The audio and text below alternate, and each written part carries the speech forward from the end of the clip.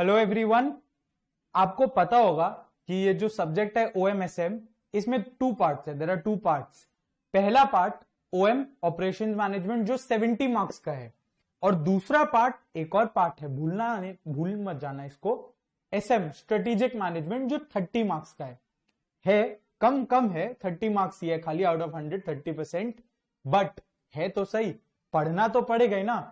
तो इसलिए हम लोग आज SM का जो पोर्शन है 30 मार्क्स वाला वो शुरू करने वाले हैं। अब कुछ रेलेवेंट क्वेश्चंस होते हैं, आपके दिमाग में भी आएगा इनमें से कोई क्वेश्चन, तो एक बार उसको हम लोग एड्रेस कर लेते हैं। फिर चैप्टर जो first chapter of SM strategic management introduction, उसमें मूव करेंगे। जो चैप्टर 8 होगा बुक में, क्योंकि फर्स्ट 7 OM का है, 8 9 10 SM है, 3 चैप्टर SM है। अब पहला क्वेश्चन ये होता है कि इसको पढ़ना कैसे है। पहला क्वेश्चन तो इनफैक्ट ये होता है, ये थ्योरी है या प्रैक्टिकल है। तो ये फुल थ्योरी है, इसमें कोई प्रैक्टिकल नहीं है, इसमें कुछ नंबर्स नहीं देखने को मिलेगा जैसे OM में देखने मिला था। तो पर ऐसा नहीं है कि ये बोरिंग है। यूजुअल नोशन जो होता है, यूजुअल जो हम लोग रिलेट करते हैं, थ्योरी मतलब बोरिंग, पर SM क्या है, वो बहुत रियल लाइफ थ्योरी है। आपको देखने मिलेगा, हम लोग कुछ कुछ एग्जांपल्स भी डिस्कस करते हुए चलेंगे जो अलग अलग कंपनीज फॉलो करती हैं, जो एक्चुअल में आपको लगेगा, समझ में आएगा कि हाँ ये एक्चुअल में यूज होता है। तो इसलिए ये बहुत बोरिंग वैसा कुछ नहीं लगेगा, इंटरेस्टिंग लगेगा। थ्योरी है तो थोड़ा सा वैसा दिमाग में रहता है, पर इसके लिए ऐसा कुछ भी बात नहीं होगा। दूसरा, इसको पढ़ना कैसे है। सेकेंड क्वेश्चन, इसको पढ़ना कैसे है। अब थ्योरी है तो इसमें एक नोशन और आता है कि ये रटना पड़ेगा। स्पेशली प्रोफेशनल कोर्सेज में ऐसा रहता है कि थ्योरी मतलब रटना, पर ऐसा नहीं है। 800 मार्क्स आपको पढ़ना है, सिर्फ ये तो नहीं पढ़ना, 800 मार्क्स पढ़ना है, सिलेबस बहुत बड़ा है, कवर पूरा करना है, फुल कवरेज के साथ एग्जाम में जाना है, कोई सब्जेक्ट को तो आप छोड़ोगे नहीं। तो इसीलिए बर्डन हम लोग कम करेंगे, जहां पे भी बर्डन कम होगा वहां कम करेंगे। तो SM का नो लर्निंग, SM में कुछ लर्न करने का जरूरत नहीं है। ये थ्योरी है, माना थ्योरी है, 30 मार्क्स के बहुत छोटा सा पोर्शन है, ज्यादा इसमें कुछ नहीं है, सिर्फ 3 चैप्टर्स हैं बुक में। अभी हम लोग बुक में एक बार बुक को ग्लांस करेंगे तो वो 100 पेजेस की बुक है, ज्यादा बड़ा भी कुछ नहीं है, ओनली 30 मार्क्स। अब थ्योरी है पर इसमें लर्निंग नहीं करना है, राइट। जैसे दूसरा थ्योरी सब्जेक्ट जो हम लोग अगर देखें, लॉ, ऑडिट, उसमें क्या होता है, उसमें टेक्निकल लैंग्वेज है। लॉ का लैंग्वेज तो आप कुछ और नहीं लिख सकते, अगर लॉ में जो प्रोविजन है वो प्रोविजन आपको लिखना होगा। एंड ऑडिट में ऑडिट लैंग्वेज एक है, that is also technical language, उसमें आपको काफी हद तक वो लैंग्वेज लिखना पड़ता है। पर the good part about SM is ये प्लेन सिंपल इंग्लिश है, इसमें कोई लैंग्वेज नहीं है। हाँ, अगर आप बुक पढ़ोगे, टेक्स्ट बुक पढ़ोगे, कोई भी टेक्स्ट बुक, इंस्टीट्यूट मटेरियल पढ़ लो, कोई भी टेक्स्ट बुक पढ़ लो, उसमें आपको देखने मिलेगा कि ये जो लैंग्वेज है ये थोड़ा डिफिकल्ट होता है पढ़ने में, समझने में। तो उसका भी एक हैक है, एक ऑल्टरनेटिव बाईपास है ये, कि जब हम लोग पढ़ेंगे अभी, तो हम लोग क्या करेंगे, एक समरी नोट्स बनाते चलेंगे साथ में, जो क्या चीज पे फोकस करेगा, जो इंपॉर्टेंट पॉइंट्स पे फोकस करेगा। अल्टीमेटली अगर आप एग्जाम पॉइंट ऑफ व्यू से सोचें, एग्जाम पॉइंट ऑफ व्यू से एग्जामिनर अगर आपका पेपर चेक कर रहा है, 100 मार्क्स चेक करने में उसके पास 5 से 10 मिनट है मैक्सिमम, उससे ज्यादा वो आपका पेपर में टाइम नहीं देने वाला है। तो कहानी कोई नहीं पढ़ता, तो आप बुक से कितना ही पढ़ के लिख दो, कोई कुछ मैटर नहीं करने वाला है। पॉइंट क्या है, एकदम अगर हम लोग टू द पॉइंट बात करें तो यह कि बुक में जो पॉइंट्स है ना, बस वो पॉइंट्स फोकस करना है। तो वो पॉइंट्स को समझते हुए, फोकस करते हुए वो हम लोग समरी नोट्स में बना लेंगे। एंड ऑफ कोर्स अगर आपको डिटेल में पढ़ना है तो बुक है ही, वो आपको बस रीड करना है। अगेन लर्न कुछ नहीं करना। हम लोग जब नोट्स भी बनाएंगे तो पूरा समझते हुए बनाएंगे, जिससे आपको डिफिकल्ट नहीं लगे लर्न करने में। वो आप पढ़ोगे, एक बार जोर से बोल बोल के पढ़ोगे तो ऐसे ही वो याद हो जाएगा। इसलिए इसका जो बर्डन है ना कि थ्योरी मतलब लर्निंग, वो ऑलरेडी एक स्ट्रेस क्रिएट कर देता है, उसको साइड रख दो, वो यहां पे एप्लीकेबल नहीं है, वो आप दूसरे सब्जेक्ट्स के लिए छोड़ दो। तो इसमें बहुत लाइट नोट पे पढ़ना है, पॉइंट्स है, दिमाग में रखना है, बस उतना सही चीज है, लर्न कुछ नहीं करना है, ठीक है। तो दो बहुत रेलिवेंट क्वेश्चंस ये थी, सॉल्व हो गई। हम लोग पढ़ेंगे ऑफ कोर्स, पर एक बार बुक में भी आ जाते हैं, देखते तो है बुक कैसा है। तो आपको पता होगा एसएम का जो पोर्शन है उसमें 3 चैप्टर्स हैं।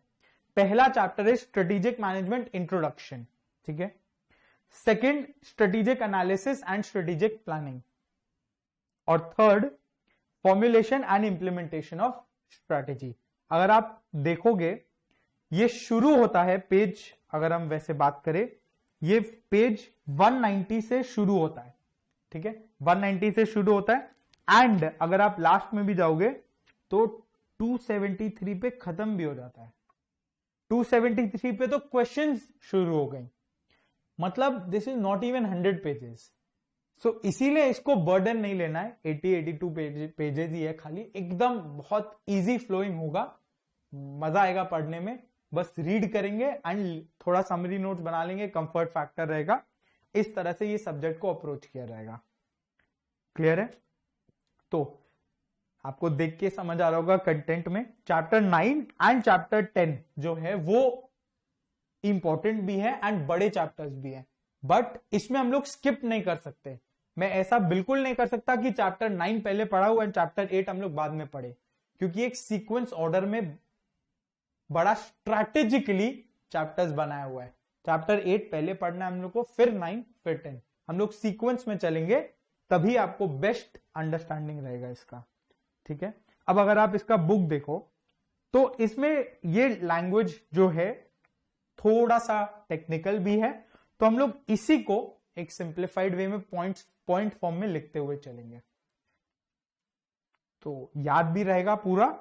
एंड अगर ऑब्वियसली अगर उसमें आपको डिटेल कुछ पढ़ना हो तो बुक है ही हमेशा, तो बुक तो कहीं जाएगा नहीं, राइट। अब वापस, तो ये था बैकग्राउंड, किस तरह से पढ़ना है, बुक में क्या पढ़ना है वो हम लोग देखते हुए चलेंगे, ठीक है ना। तो चलो अब शुरू करते हैं chapter 8, first chapter of SM, छोटा सा सिंपल सा चैप्टर, ठीक है। तो स्ट्रेटेजिक मैनेजमेंट, चैप्टर का भी नाम है स्ट्रेटेजिक मैनेजमेंट इंट्रोडक्शन। ये सुनते ही सबसे पहले दिमाग में आना चाहिए व्हाट इज द स्ट्रैटेजी। यहां पे भी आपको दिख रहा होगा व्हाट इज अ स्ट्रैटेजी, दिमाग में आ रहा होगा, बहुत सारे वर्ड्स आपके दिमाग में आ रहे होंगे। किसी के दिमाग में आएगा गोल, स्ट्रैटेजी का मतलब गोल, किसी के दिमाग में आएगा स्ट्रैटेजी का मतलब ऑब्जेक्टिव,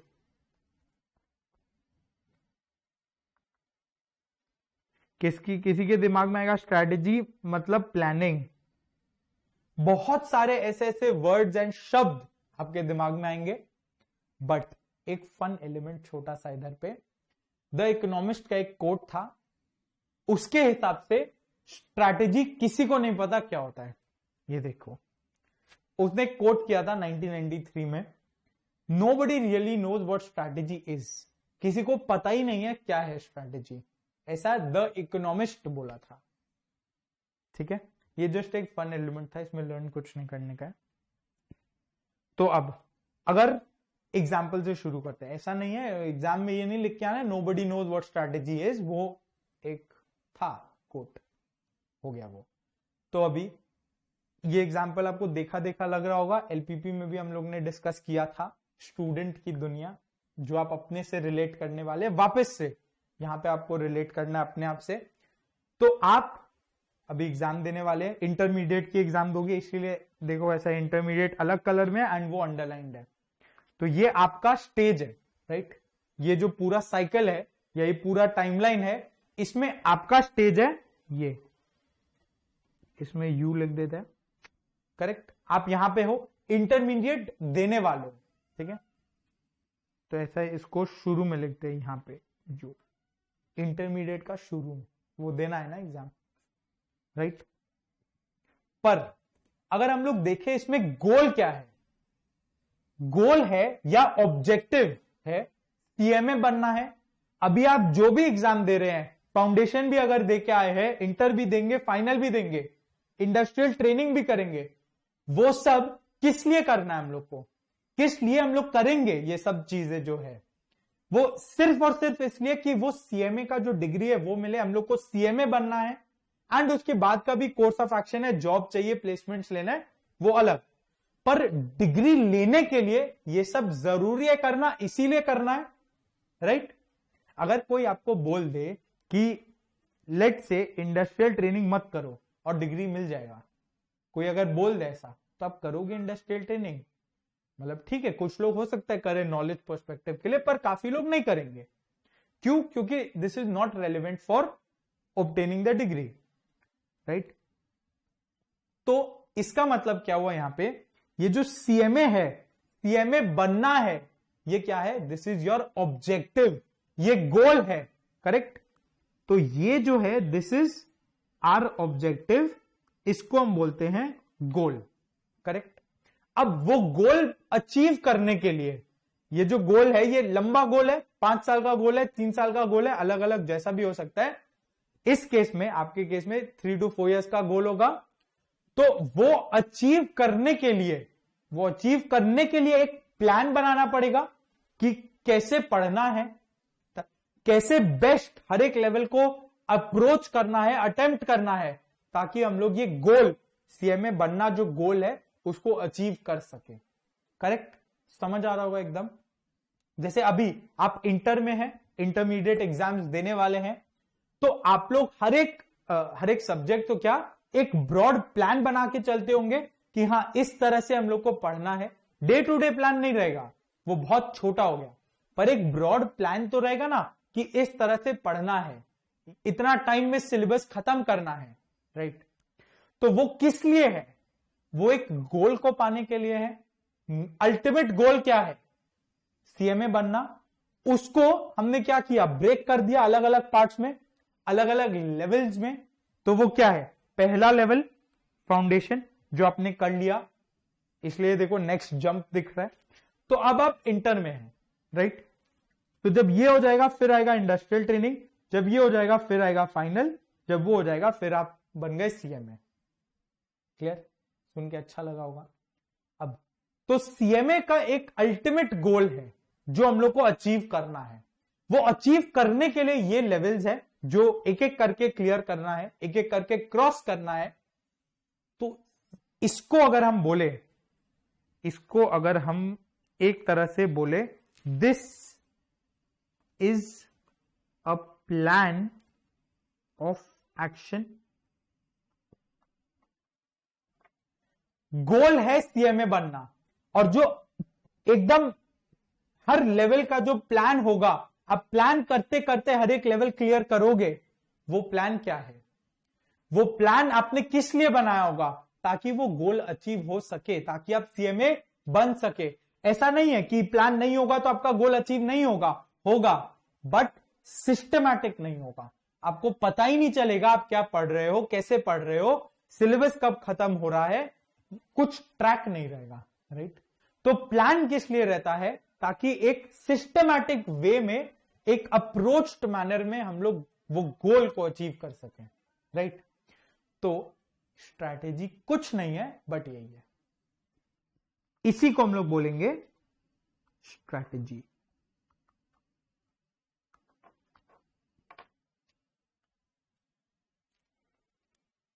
ये यहां पे शायद दिख नहीं रहा। अभी कुछ नहीं लिखना है, जब लिखना होगा हम लोग साथ साथ लिखेंगे, अभी सिर्फ सुनना है और समझना है। तो ये जो प्लान ऑफ एक्शन रहा, जो आपको कैरी आउट करना है to ensure that you become a CMA, वो होता है स्ट्रैटेजी। तो स्ट्रैटेजी जो वर्ड है ना, ये इसको बहुत सिंपल रखना है, कुछ नहीं है, ये एक प्लान है, ये गोल नहीं है। बहुत बार इसको गोल समझ के कंफ्यूज कर दिया जाता है। स्ट्रैटेजी मतलब गोल, सीएमए बनना इज योर गोल, सीएमए कैसे बनना है इज योर स्ट्रैटेजी, फर्क है। समझ आ रहा होगा? तो स्ट्रैटेजी ना ऐसा नहीं है कि वो सिर्फ ऑर्गेनाइजेशंस में यूज होता है, स्ट्रैटेजी हर जगह यूज होता है। आपके चारों तरफ आपको दिखेगा स्ट्रैटेजी मेकिंग है, कहीं छोटे लेवल पर है, कहीं बहुत बड़े लेवल, प्रोफेशनल लेवल पर है, फॉर्मल लेवल पर है। तो ये जो आप कर रहे हैं, राइट, जो मैं और आप हम लोग मिलके जो करते हैं, स्ट्रैटेजी बनाते हैं, एक रूटीन बनाते हैं, टाइम टेबल बनाते हैं कि 6 महीना में अगर एग्जाम है तो कैसे अप्रोच करना है, सिलेबस कब खत्म करना है, रिवीजन कब चालू होगा, रिवीजन कब खत्म होगा, राइट, एग्जाम का जो पीरियड रहेगा उसको कैसे टैकल करना है। और किसी का अगर 3 महीना बचा एक ग्रुप के लिए तो उसका स्ट्रैटेजी अलग, 2 ग्रुप के लिए अलग स्ट्रैटेजी। सो ये क्या है, यही तो स्ट्रैटेजी है। मतलब इसको कोई स्ट्रैटेजिक मैनेजमेंट का नाम नहीं देगा, पर है तो स्ट्रैटेजी मेकिंग ना। हम लोग स्ट्रैटेजी बनाते हैं एंड वो स्ट्रैटेजी को हम लोग फॉलो करते हैं, एक बार देखते हैं कि हाँ इस तरह से करना है and then we follow the strategy, right. यही चीज अगर आप बड़े लेवल पर ले जाओ, ऑर्गेनाइजेशनल लेवल पर ले जाओ, फॉर्मल लेवल पर ले जाओ, उसको एक फैंसी वर्ड दे दिया जाता है जिसको स्ट्रैटेजी बोलते हैं। बस अगर आप और मैं बात करें, हम लोग बोलते हैं प्लान, रूटीन, इस तरह का चीज बोलते हैं, राइट। बस यही है स्ट्रैटेजी। तो इसी तरह से कंपनीज में भी स्ट्रैटेजी वगैरह होता है, वो लोग भी, उनका भी एक गोल होगा, राइट। जैसे सपोज करो फॉर एग्जांपल जियो का गोल क्या था, जियो जब आया, जियो का गोल क्या था, उसका गोल ये था कि वो डेटा, वो उस टाइम पे अगर आप देखोगे डेटा में ऐसा होता था, एक महीने में 1 GB 2 GB, बहुत केयरफुली हम लोग डेटा यूज करते थे, राइट। बहुत केयरफुली, बहुत सोच समझ के डेटा यूज करते थे। जब काम नहीं है डेटा ऑफ, यूट्यूब पे फोन पे वीडियो देखना तो पाप होता था क्योंकि इतना डेटा वो ले लेगा। जियो जब आया उसने क्या किया, उसका एक ऑब्जेक्टिव था कि डेटा चीपली सबके पास पहुंचाना, correct, that was the objective, कि उसको ज्यादा से ज्यादा सब्सक्राइबर्स मिले बट वो सबको केटर कर पाए, राइट, डेटा को चीप कर पाए, उसका प्राइस गिरा पाए। तो उसने क्या किया, वो ऑब्जेक्टिव के लिए वो अलग, वो एक स्ट्रैटेजी बनाया, फिर वो स्ट्रैटेजी को इंप्लीमेंट करता गया।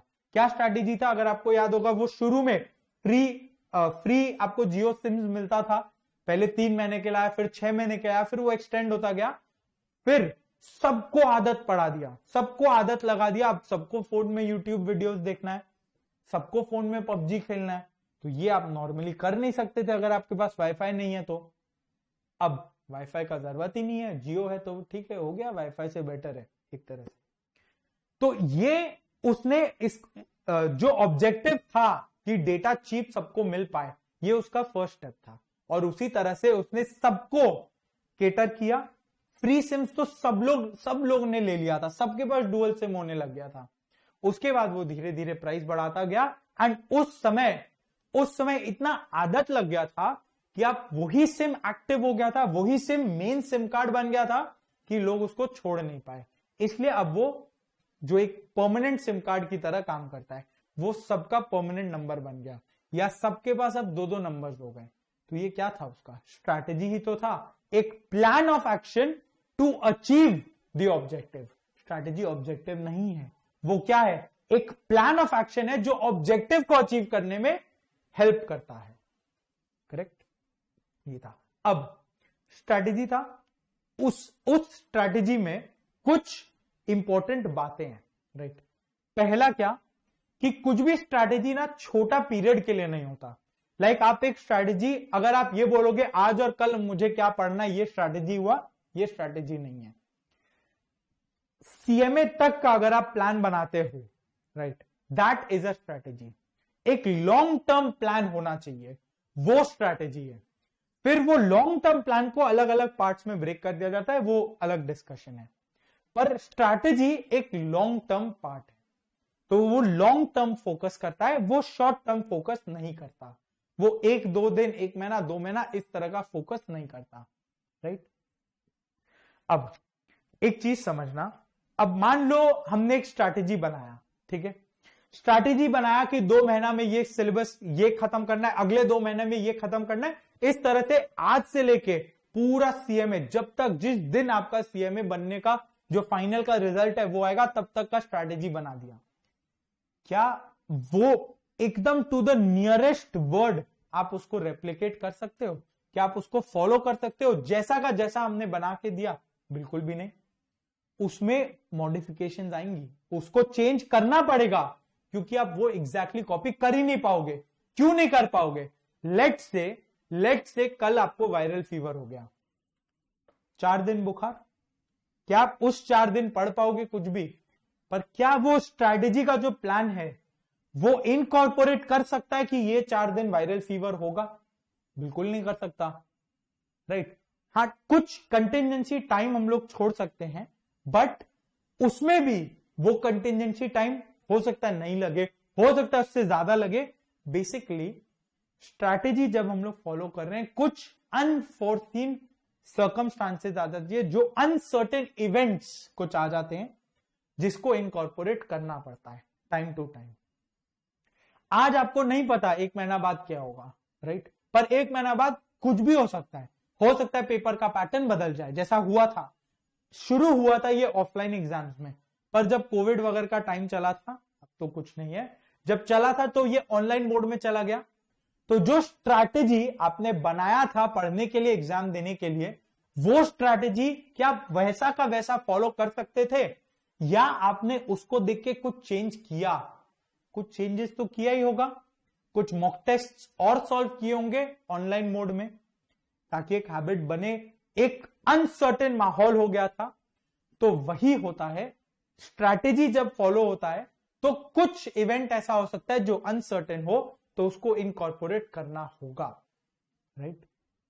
अब दूसरा चीज देखो, अगर आज आप अपने लिए आपने एक स्ट्रैटेजी बनाया और आप उसको फॉलो कर रहे हो, राइट, उस स्ट्रैटेजी को आप फॉलो कर रहे हो अपने लिए, तो आपके फ्रेंड्स भी आपको देखेंगे कि अरे ये क्या कर रहा है, ये तो बहुत पढ़ रहा है और मैं नहीं पढ़ रहा, ऐसा आएगा। तो वो लोग भी एक सिमिलर स्ट्रैटेजी बनाएंगे, इसलिए नहीं कि उनको बनाना था, बल्कि इसलिए कि आपने बनाया है एंड उनका नुकसान नहीं हो जाए। तो वो आपका देखा देखी बनाएंगे एक स्ट्रैटेजी, राइट, और फिर वो भी उसको एक सिमिलर स्ट्रैटेजी बना के उसको फॉलो करेंगे। तो स्ट्रैटेजी क्या होता है, वो दूसरे का बिहेवियर को इनकॉर्पोरेट करता है, करेक्ट। जैसे अगर आप ऑर्गेनाइजेशन की बात करें, जियो ने जो स्ट्रैटेजी बनाया, उसमें उसको शुरू में जब उसने लॉन्च किया था, तो उसमें कस्टमर्स का फीडबैक इंपॉर्टेंट था। क्या लग रहा है, नेट स्पीड स्लो है वगैरह वगैरह, बहुत इंपॉर्टेंट था। उस हिसाब से वो ओवर टाइम उसको बेटर करता गया। नेट स्पीड अगर स्लो है तो उसने जगह जगह पर टावर्स बिठाया ताकि स्पीड इश्यूज ना आए, राइट। तो इसमें आपको दूसरे का इफेक्ट, लाइकली इफेक्ट क्या है वो देखना होगा। So it deals with likely effect of others, क्योंकि आपने एक स्ट्रैटेजी बनाया तो कोई और भी है जो आपको देख के एक स्ट्रैटेजी बनाएगा, राइट। अब ये था कुछ बातें जो हम ऑब्वियसली हम लिखते लिखते भी इसको रिकॉल करेंगे तो आपको पूरा समझ में आएगा, राइट। तो ये क्या है, एक प्लान है, एक रोड मैप की तरह ये काम करता है। देखो इस तरह से ये आपको समझ आएगा। देखो इसमें आपको क्लियरली ये समझ आ रहा होगा कि स्ट्रैटेजी विजन नहीं है, वो ऑब्जेक्टिव नहीं है जो हमने डिस्कस किया। और विजन क्या है, ऑब्जेक्टिव क्या है, आपका डेस्टिनेशन, आपको क्या अचीव करना है, दैट इज योर गोल। जैसे सीएमए बनना इज योर गोल, क्योंकि वो हमको अचीव करना है। अचीव कैसे करना है ये बताता है स्ट्रैटेजी। ये रहा strategy, right, how to achieve.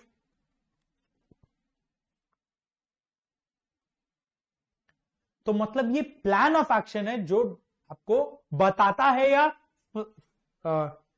Help करता है ऑब्जेक्टिव कैसे अचीव किया जाए, राइट। एक रोड मैप बोलते हैं इसको, एक रोड मैप, एक गाइड, गाइड का काम करेगा। ये प्लान है तो उसी का एक दूसरा वर्ड देखे तो गाइड का काम करेगा, करेक्ट।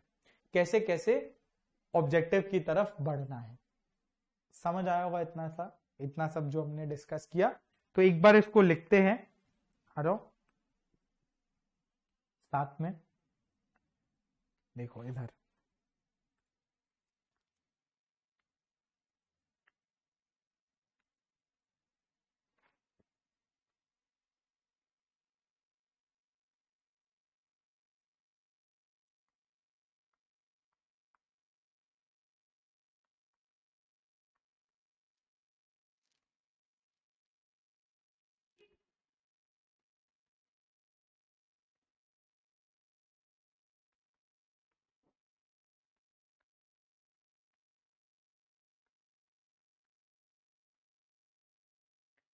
ठीक है, पहला पार्ट दे दो strategy,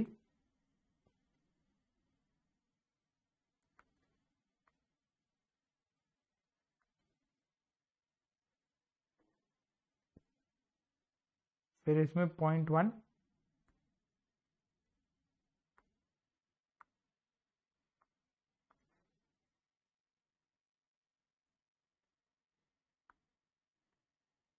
meaning what is a strategy, strategy होता क्या है, यहां पे है क्या है, अभी हमने देखा इट इज अ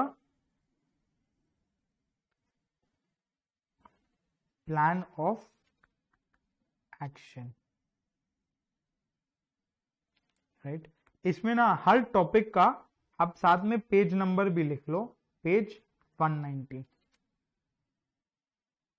इनकेस अगर आपको कुछ डिटेल में रेफर करना हो बाय चांस, तो आपको पता हो कि ये किस पेज में है, तो पेज रेफरेंस भी लिख देना साथ में।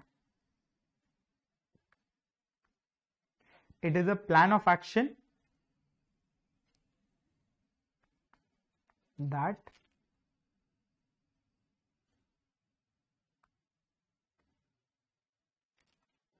helps us achieve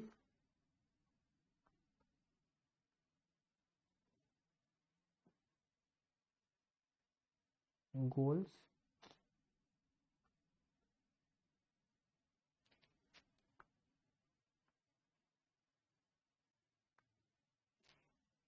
and objectives।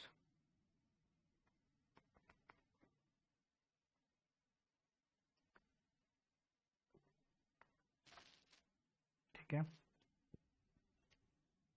एक इसमें लाइन लिख लो, it is not end but means to an and.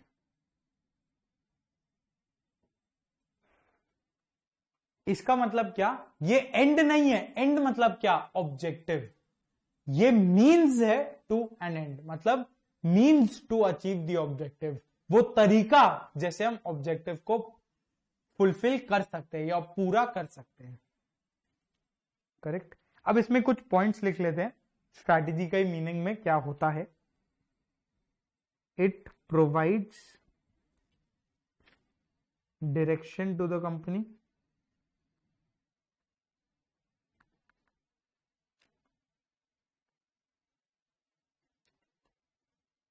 Correct. उसके बाद it is long term in nature,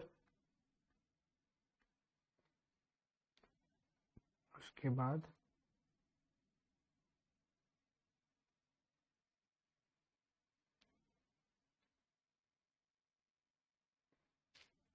अब देखो, डायरेक्शन और लॉन्ग टर्म देखा, ये हमने देखा है।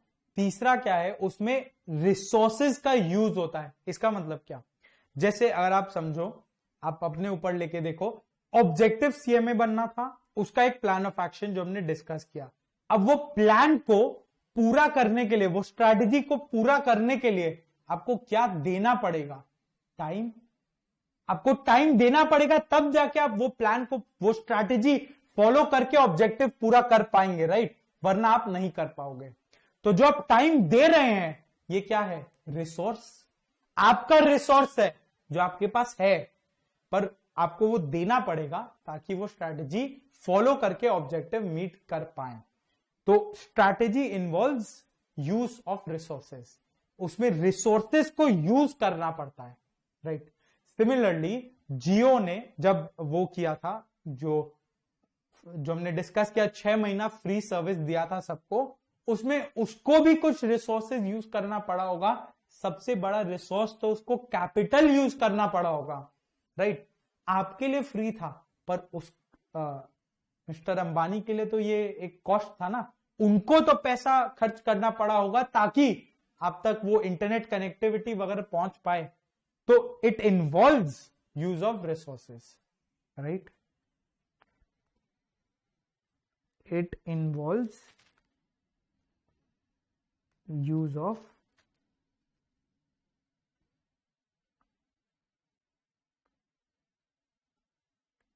रिसोर्सेस। इसमें एक पॉइंट और आएगा, अभी जगह छोड़ दो, वो पॉइंट जब हम लोग एक्सप्लेन करेंगे फिर यहां लिखेंगे, तो ये बुलेट मार्क करके छोड़ दो, वो हम लोग लिखेंगे अभी। फिर पहला हो गया, अब दूसरा फीचर्स। ठीक है, फीचर्स, 4 फीचर्स है, 4 इंपॉर्टेंट। पहला क्या, और ये जो फीचर्स है ना, ये कुछ नहीं है, डेफिनेशन से ही आ जाएगा, मीनिंग से ही आ जाएगा। देखो पहला क्या हमने देखा था, वो अनसर्टेन इवेंट्स पे फोकस करता है, अनसर्टेन इवेंट्स को इनकॉर्पोरेट करके आपको चलना पड़ेगा, तो ये वही है। It helps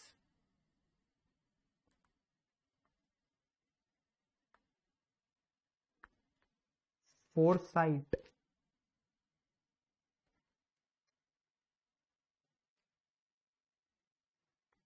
uncertain events, correct. Next long term, वही है लॉन्ग टर्म, ये फीचर्स उसका, uncertain events, long term in nature, वो लॉन्ग टर्म डेवलपमेंट्स पर फोकस करता है, focuses on long term developments,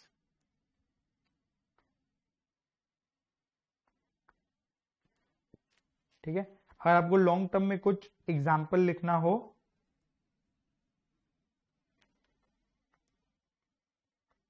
तो लिख लो example,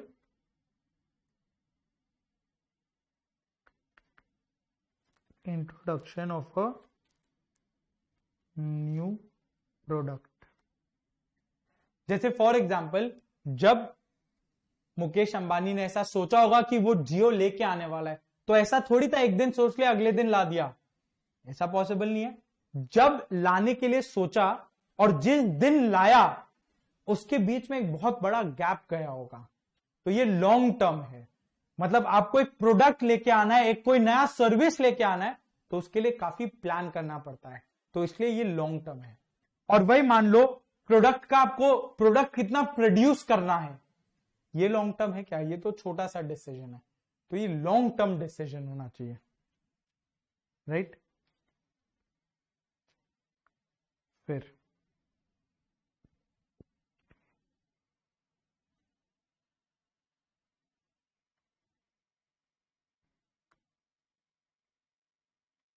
deals with the likely behavior of others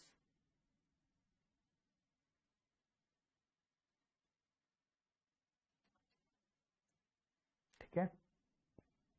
others का अगर हम लोग बात करें, अदर्स मतलब क्या, अदर्स मतलब ये हम लोग बिजनेस के सेंस में बात करें, ऑर्गेनाइजेशन के पर्सपेक्टिव से, कोई भी बिजनेस को इमेजिन कर लो, तो बिजनेस में कौन कौन लोग होते हैं जो कंपनी के बाहर है। एक तो आपका कंपेटिटर्स हो गया, लाइक मुकेश अंबानी को ये पता होना होगा कि एयरटेल का स्ट्रैटेजी क्या है, वोडाफोन आइडिया का स्ट्रैटेजी क्या है, अगर उसको जियो का स्ट्रैटेजी बनाना है, राइट। तो वो उसी लाइंस पे तो बनाएगा ना, कुछ अलग तो नहीं कर सकता, अनलेस ऑफ कोर्स वो बहुत बेटर हो, राइट। तो एक तो कंपेटिटर्स, और दूसरा कस्टमर्स को ध्यान में रखते हुए स्ट्रैटेजी बनाना होगा आपको। अगर आपने वही 1 महीना का प्लान 2,000 रुपया में ले आया, तो वो कोई नहीं लेगा। तो कस्टमर्स को भी ध्यान में रखना होगा कि उनको क्या चाहिए, वो कितना प्राइस दे सकते हैं, वगैरह वगैरह, right.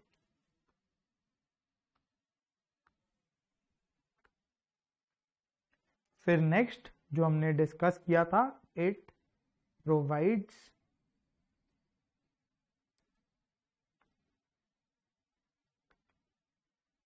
A road map to the organisation, ठीक है। फिर नेक्स्ट आप संग संग में लिखते जाइए। अब आएगा कैरेक्टरिस्टिक्स।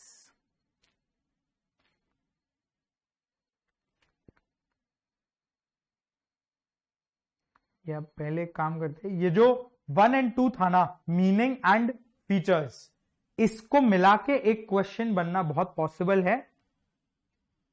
तो हम लोग यहां लिख लेते हैं ताकि जब आप पढ़ोगे आपको ध्यान रहे। क्वेश्चन बन सकता है 1 + 2 से। क्लियर? तो इसलिए उसको थोड़ा इंपॉर्टेंस देना है, राइट? अब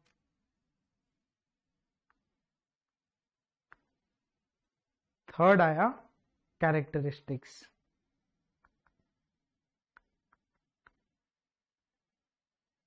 अब जैसे कैरेक्टरिस्टिक्स से यूजुअली क्वेश्चन नहीं बन सकता, तो इसलिए इसको बस एक बार पढ़ के छोड़ देना है। क्लियर?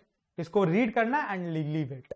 एंड अगर लेट से ये आ भी जाता है तो इसका तरीका ये है कि ये मोस्टली फीचर्स के पॉइंट्स को लेके बनाता है। देखो क्या कैरेक्टरिस्टिक्स में क्या आएगा, long term direction,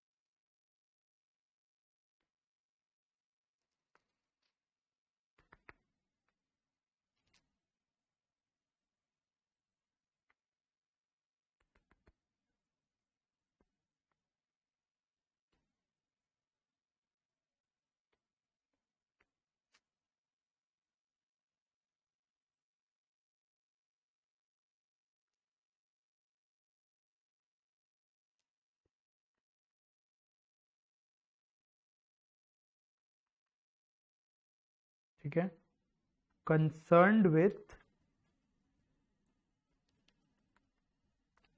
scope of the organisation,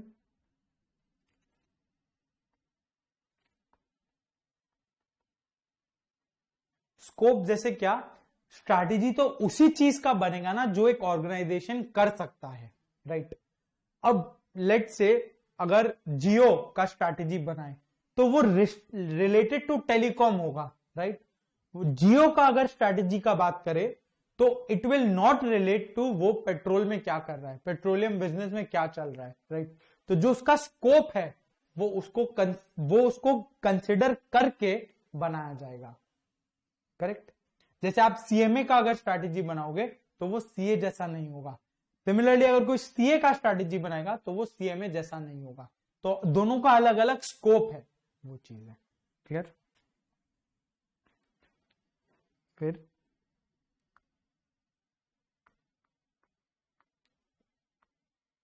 involves use of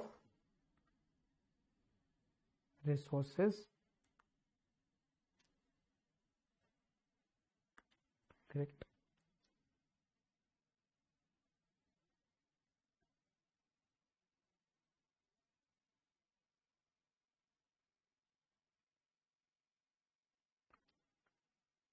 एक पॉइंट इसमें और आएगा जो हम लोग को ऊपर भी इनकॉर्पोरेट करना है, पर अभी तक हमने वो एक्सप्लेन नहीं किया और वो अभी समझेंगे तो इसमें इनकॉर्पोरेट कर लेंगे, राइट?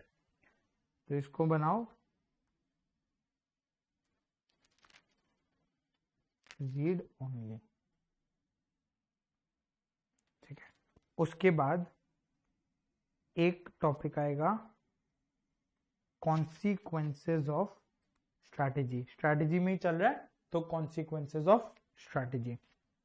कॉन्सिक्वेंसेज मतलब क्या?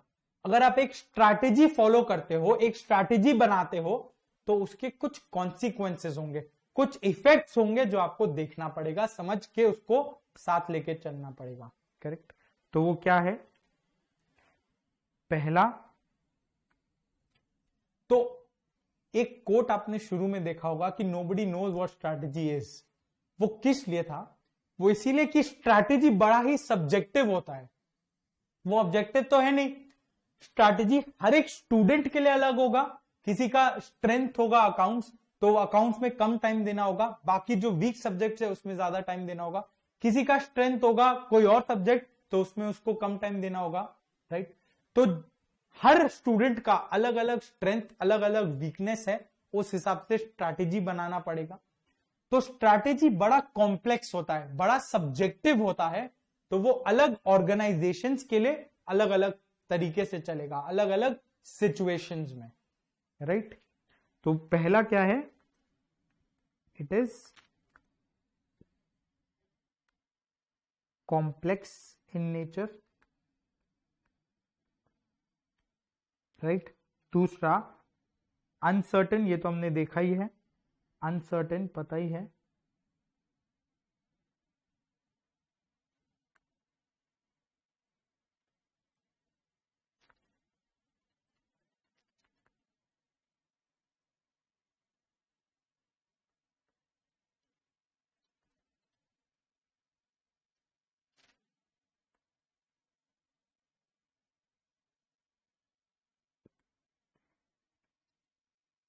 तीसरा एक पॉइंट है, इट डिमांड्स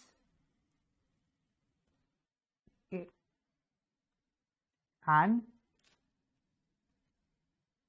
इंटीग्रेटेड अप्रोच। ये जो पॉइंट है ना, it demands an integrated approach. Integrated approach मतलब क्या, आपके दिमाग में आ रहा होगा। इंटीग्रेटेड अप्रोच मतलब दो तरीका है स्ट्रैटेजी बनाने का। दो तरीका क्या, जैसे सपोज करो आप मेरे पास आते हो और बोलते हो कि एक स्ट्रैटेजी बनाना है, ठीक है। तो दो तरीका है, एक मैंने बोला ठीक है मैं बना के आपको दे दूंगा, वो फॉलो कर लेना, that is one. The other is, दूसरा क्या, मैं आपको बैठाऊं एंड हम लोग साथ में डिस्कस करके एक स्ट्रैटेजी आपके लिए बनाए। कौन सा तरीका बेटर है, सेकंड वाला। क्योंकि जब तक मेरे को यह नहीं पता होगा कि आपका स्ट्रेंथ क्या है, आपका वीकनेस क्या है, आप किस चीज में ज्यादा कॉन्फिडेंट हो, किस चीज में कम कॉन्फिडेंट हो, स्ट्रैटेजी हम लोग कैसे बनाएंगे उसके लिए, राइट। तो it demands an integrated approach मतलब क्या, इंटीग्रेटेड, ये एक इंटीग्रेटेड अप्रोच है, मतलब ये लोगों के साथ डिस्कस करके बनाया जाता है, राइट। जैसे एक स्टार्टअप था, इसका मेरा एक आर्टिकल पढ़ा हुआ मुझे ध्यान है, एक स्टार्टअप था टैक्सी फॉर श्योर, बैंगलोर में ज्यादा चलता है। वो क्या करता था, कोई भी अगर उसको स्ट्रैटेजिक या कोई भी स्ट्रैटेजी अगर उसको इंप्लीमेंट करना होता था, कोई भी चेंज अगर उसको लेके आना होता था, तो वो चेंज लाने से पहले वो क्या करता, एक मीटिंग बुला लेता सारे टैक्सी ड्राइवर्स का, उनको बुलाता, चाय नाश्ता भी कराता है साथ में, एंड उसके बाद ओवर टी वो स्ट्रैटेजी डिस्कस करते। जो मैनेजमेंट की टीम है वो स्ट्रैटेजी वो लोग सारे टैक्सी ड्राइवर्स के साथ डिस्कस करते, एंड उसमें टैक्सी ड्राइवर्स का अप्रूवल लिया जाता कि वो कंफर्टेबल है या नहीं। अगर वो अनकंफर्टेबल है तो किस पार्ट से अनकंफर्टेबल है, ताकि उस पार्ट को एड्रेस किया जाए, उसको चेंज कर दिया जाए, राइट। तो इससे ये इंश्योर होता है कि वो स्ट्रैटेजी का प्रोबेबिलिटी कि वो फॉलो होगा, कि लोग उसको खुशी खुशी फॉलो करेंगे, वो बढ़ जाता है। तो यही है इंटीग्रेटेड अप्रोच। और दूसरा स्ट्रैटेजी हुआ कि वो ये काम नहीं करता और सीधा स्ट्रैटेजी इंप्लीमेंट करके सबको बोलता है ये फॉलो कर लो, वो दूसरा तरीका है। That is opposite of integrated approach, वो इंटीग्रेटेड नहीं है, it's not an integrated approach, correct. फर्क समझ आएगा डिमांड्स एंड इंटीग्रेटेड अप्रोच का। चलो अब जब आप स्ट्रैटेजी बनाते हो, ठीक है, जैसे मान लो यही टैक्सी फॉर श्योर वाला एग्जांपल देख लेना, कुछ भी स्ट्रैटेजी अगर लेना है कंपनी को, टैक्सी ड्राइवर्स को बोला, वो हिचकिचाते हुए उन्होंने हाँ बोल दिया, क्योंकि बॉस के सामने ना किसके मुंह से निकलता, तो हिचकिचाते हुए उन्होंने ना बोल दिया, हाँ बोल दिया, आई एम सॉरी। पर जो स्ट्रैटेजी है वो काफी चेंज की तरफ गया होगा, उसको काफी वो चेंज लेके आएगा। जैसे एक और दूसरा एग्जांपल से समझो, उबर। जब उबर आया तो उसने ये जो टैक्सी सर्विस है, जो कैब चलता था, टैक्सीज चलती थी रोड पर, वो कॉन्सेप्ट को ही उसने चेंज कर दिया, राइट। पहले क्या होता था, आप उतरते थे, आप टैक्सी वाले को रोकते थे, वो जाए तो जाए, नहीं जाए तो नहीं जाए, करेक्ट। आपको खोजना पड़ता था। पर अब क्या होता है, आपको ऐप पे बुक करना है एंड नीचे आपके लिए खड़ा है, उसमें आपको जाके बैठना है, वो मना भी नहीं कर सकता, करेक्ट। ये होता था। एंड उसमें डेस्टिनेशन पता है, वो डायरेक्ट आपको डेस्टिनेशन आएगा irrespective of wherever it is, right. वो ऐसा नहीं होगा कि कोई ऐसा जगह जहां से उसको और पैसेंजर्स मिलेंगे और राइडर्स मिलेंगे तो ही वो जाएगा। इररिस्पेक्टिव ऑफ एवरीथिंग वो आपको आपके लोकेशन पर ड्रॉप करके आएगा। तो पर क्या उबर के आने से सारे टैक्सी वाले खत्म हो गए? नहीं, अभी भी आपको दिखता होगा, अभी दोनों चलता है। हाँ, ओल्ड वर्जन जो थे टैक्सीज के वो कम हो गए, काफी कम हो गए इनफैक्ट, पर ऐसा नहीं है कि वो खत्म हो गए। क्यों? क्योंकि जब आप कोई स्ट्रैटेजी लेके आते हो, जब उबर ने ये स्ट्रैटेजी लेके आया, उबर ये स्ट्रैटेजी को जब इंप्लीमेंट करना चाहा, लेके आया, तो काफी लोगों के लिए ये एक नया चीज था। काफी लोगों को चेंज करना पड़ा था, अपना डे टू डे लाइफ जो है, उनका काम जो है वो चेंज करना पड़ा था। टैक्सी ड्राइवर्स के पर्सपेक्टिव से सोचो, उनको चेंज करना पड़ा होगा, उनके मन में एक अनसर्टेनिटी आया होगा कि अब हम चेंज करते हैं तो हमारा क्या होगा। What if the new model does not work? What if हम उबर में चले तो जाएं, बिकॉज ऑफ वो ज्यादा पैसा दे रहा है या जो भी रीजन हो, वहां पे इनकम बढ़ेगी, वहां पे एसी कैब है, एसी में रहने मिलेगा, गर्मी नहीं लगेगा जो गर्मी के महीने में। ये सब रीजन से अगर चले जाएं और पता नहीं कि 2 महीने बाद क्या होगा, ये अनसर्टेनिटी रहेगा, जिसके वजह से काफी कुछ चेंज करना पड़ेगा। लोगों के माइंडसेट में काफी चेंजेस आएगा, उनके रिलेशनशिप्स में चेंज आएगा। रिलेशनशिप्स एज इन क्या? टैक्सी ड्राइवर्स एंड कंपनी के बीच का। दिमाग उल्टा नहीं चलाना है, एकदम पढ़ाई का बात खाली। तो टैक्सी ड्राइवर्स एंड कंपनी के बीच का रिलेशनशिप, राइट। कुछ लोग एक्सेप्ट करेंगे वो चेंज को, कुछ लोग नहीं एक्सेप्ट करेंगे, राइट। और ऐसा चेंज बाहर भी आएगा, outside the organisation and inside the organisation, right. जैसे उबर का जो ये चेंज था, ये आउटसाइड द ऑर्गेनाइजेशन था, राइट। फिर मान लो इनसाइड द ऑर्गेनाइजेशन, मान लो कि पहले तो कुछ सीसीटीवी वगैरह होता नहीं था, आजकल हर जगह आपको दिखेगा सीसीटीवी लगा हुआ है। तो जब नहीं था और फिर आपको लगाना है बीच में, अपने ऑफिस में लेट से सीसीटीवी लगाना है, तो फिर क्या एम्प्लॉइज के मन में ऐसा नहीं आएगा कि ये हमारा इन्वेजन ऑफ प्राइवेसी है? आएगा। तो वो ऑब्जेक्ट करेंगे, वो बोलेंगे कि सीसीटीवी नहीं लगना चाहिए, correct.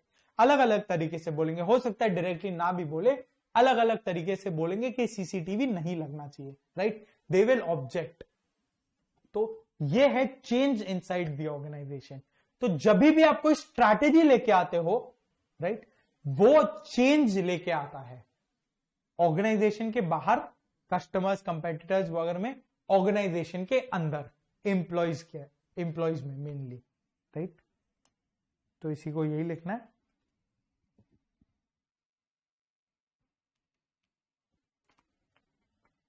It involves change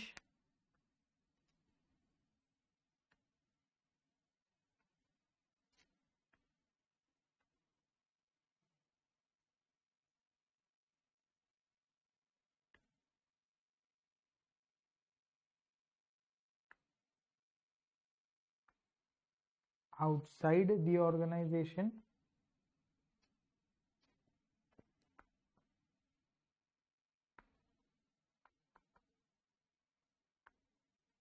and फिर it involves change inside the organization। Correct है। अब एक जो हम लोग इतना देर से डिस्कस कर रहे थे, आपको भी एक क्यूरियोसिटी मन में आया होगा कि एक पॉइंट जो हम छोड़ रहे हैं वो क्या छोड़ रहे हैं, अभी उस पे आना है। देखो, ये देखो, स्ट्रैटेजी की जब हम बात करते हैं तो एक बहुत कॉमन वर्ड आता है, बहुत जगह आपको देखने को मिलेगा, बहुत जगह पढ़ने को मिलेगा, क्या? Competitive advantage. फोकस करो इस पे, कंपेटिटिव एडवांटेज। सबका ध्यान पिक्चर पे चला हो गया, एक बार नाम पे तो फोकस कर लो, फिर पिक्चर की बात करेंगे। ठीक है, ये देखो कंपेटिटिव एडवांटेज। एक चीज समझना, आप भी स्ट्रैटेजी बना रहे हो, बाकी के बच्चे भी स्ट्रैटेजी बना रहे हैं, तो फर्क क्या है? सबका स्ट्रैटेजी सेम है? नहीं, ऐसा हो ही नहीं सकता, क्योंकि सब अलग अलग स्ट्रैटेजी बना रहे हैं, सबका फोकस अलग होगा। आपका फोकस कुछ और होगा कि दूसरे का फोकस कुछ और होगा, राइट? कोई हो सकता है किसी का फोकस हो रैंक लेके आना है, हो सकता है किसी का फोकस हो क्लियर करना है, अलग अलग तरीके से अलग अलग गोल के साथ स्ट्रैटेजी बनता है। तो वो स्ट्रैटेजी में कुछ आपको देखना पड़ेगा कि ये जो स्ट्रैटेजी आपने बनाया है वो आपको क्या एडवांटेज दे रहा है, वो स्ट्रैटेजी क्या एडवांटेज दे रहा है ताकि आप उस ऑब्जेक्टिव को पूरा कर पाए। जैसे फॉर एग्जांपल टेस्ला की अगर हम एग्जांपल ले, जो आपको सामने दिख रहा होगा, टेस्ला इंडिया में अपना प्रोडक्शन स्टार्ट करने वाला है, तो इंडिया में टेस्ला की गाड़ियां अवेलेबल होंगी, राइट? तो अगर हम बात करें टेस्ला और किसी भी और कंपनी में इलेक्ट्रिक व्हीकल्स की बात करते हैं, Tesla versus any other company, तो टेस्ला के पास कंपेटिटिव एडवांटेज है क्या? काफी सारे फीचर्स, जैसे ऑटोनोमस ड्राइविंग, वो इंडिया में तो देखो कम चलेगा, इंडियन ड्राइविंग कंडीशंस आपको पता है, पर बाहर ऑटोनोमस ड्राइविंग चलता है। इसका मतलब कि ड्राइवर चाहिए ही नहीं, वो बिना ड्राइवर के गाड़ी चलेगा, राइट? पर इंडिया में हो या नहीं हो, that is not the point, but इसको कंपेटिटिव एडवांटेज है। ये जो फीचर्स आपको दे सकता है, लेट्स से 45 लाख 50 लाख की ये गाड़ी है, ये जो फीचर्स आपको दे सकता है 45 to 50 लाख में, दूसरे गाड़ियां शायद आपको नहीं दे पाए, राइट? सेम प्राइस ले लो, 45 to 50 लाख ही क्यों ना आप ले लो, पर उसमें आपको हो सकता है ये सब फीचर्स ना मिले, ऑटोनॉमस ड्राइविंग वगैरह। तो ये एक कंपेटिटिव एडवांटेज दे रहा है, तभी तो ये जहां है ये वहां है, इसीलिए, राइट? तो जब जियो आया था, राइट, तो जियो में अलग क्या था? आप बोलोगे और भी तो टेलीकॉम कंपनीज है, इसमें अलग क्या है? इसका कंपेटिटिव एडवांटेज, जो ये अलग कर रहा था, कुछ बेटर तरीके से कर रहा था, ये वो है, ये ज्यादा वैल्यू प्रोवाइड कर रहा था कस्टमर्स को, करेक्ट? सिर्फ इतना सा चीज है कंपेटिटिव एडवांटेज में। तो कंपेटिटिव एडवांटेज स्ट्रैटेजी का ही एक पार्ट होता है, ये अलग से कुछ नहीं है, स्ट्रैटेजी का ही एक एलिमेंट है जो स्ट्रैटेजी के अंदर इनकॉर्पोरेट होगा कि हर स्ट्रैटेजी में कुछ कंपेटिटिव एडवांटेज होना चाहिए, अदरवाइज वो स्ट्रैटेजी उतना इफेक्टिव नहीं होगा।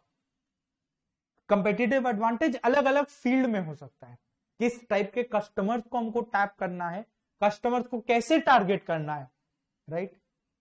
उसका मार्केटिंग स्ट्रैटेजी किस हिसाब से होना चाहिए, वो क्या चीज पे फोकस करेगा, कंपटीशन से वो कैसे, उसका कंपटीशन के साथ वो कॉम्पीट करने वाला है, राइट? ताकि उसके प्रोडक्ट्स में ज्यादा सेल्स आए, ज्यादा रेवेन्यू आए, ये है कंपेटिटिव एडवांटेज।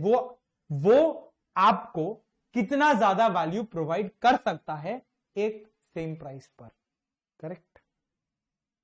बस यही था कंपेटिटिव एडवांटेज। चीजें सब सेम है, पर कौन बेटर कर रहा है, दैट इज कंपेटिटिव एडवांटेज। नाम में जा रहा है कंपेटिटिव, मतलब क्या? कंपटीशन से कंपेयर अगर करे तो वो कंपेटिटिव हो गया, राइट? तो जब आप कंपटीशन से कंपेयर करते हो तो आपके पास बेटर क्या है, that is advantage. So what do you provide is better than the competitors, ये है कंपेटिटिव एडवांटेज। आपके पास ऐसा क्या है जो बाकी से बेटर हो? जरूरी नहीं है कि आपके पास है और किसी और के पास नहीं है, पर ऐसा क्या है जो बेटर है? जैसे टेस्ला भी गाड़ी है, दूसरे कंपनीज भी गाड़ियां बनाती हैं, गाड़ी है दोनों ना, पर टेस्ला ऐसे कुछ फीचर्स प्रोवाइड कर रहा है जो बाकी कंपनीज नहीं कर पा रही, एटलीस्ट इस पॉइंट पे या इस प्राइस लेवल पे वो लोग नहीं कर पा रहे, करेक्ट? यही है कंपेटिटिव एडवांटेज। तो स्ट्रैटेजी का एक बहुत इंपॉर्टेंट एलिमेंट है कंपेटिटिव एडवांटेज, उसको लिख लेते हैं। आ जाओ इधर।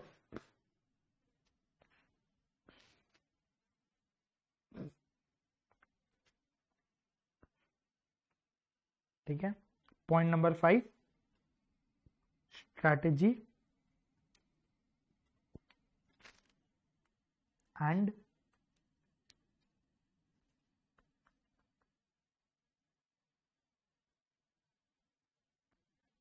competitive advantage।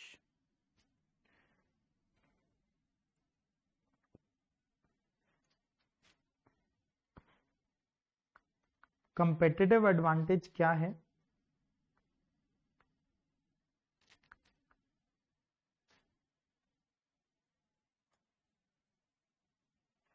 नाम से देखो, इन सिंपल लैंग्वेज अगर बात करें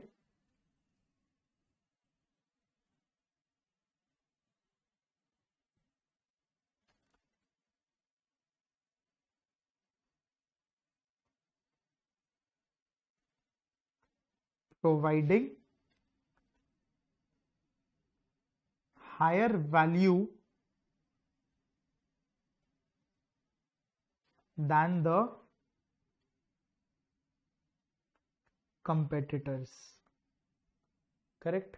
obviously eight the same price, price में फर्क हो गया तो फिर वो कंपेटिटिव एडवांटेज कैसे होगा?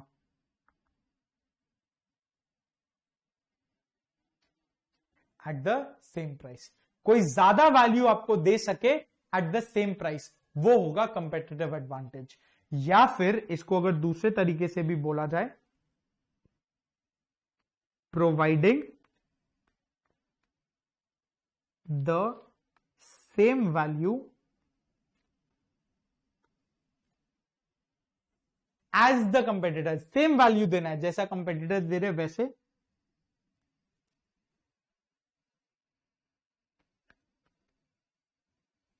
But at a lower price, but at a lower price. Correct है। उसके बाद ये स्ट्रैटेजी में बन के इसका ऑब्जेक्टिव क्या रहता है? ऑब्जेक्टिव ऑफ कंपेटिटिव एडवांटेज, इसका ऑब्जेक्टिव रहता है outperforming the competitors. Obviously competitive advantage नाम में ही है,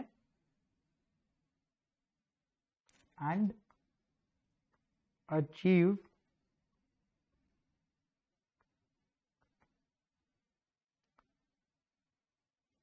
हायर प्रॉफिटेबिलिटी।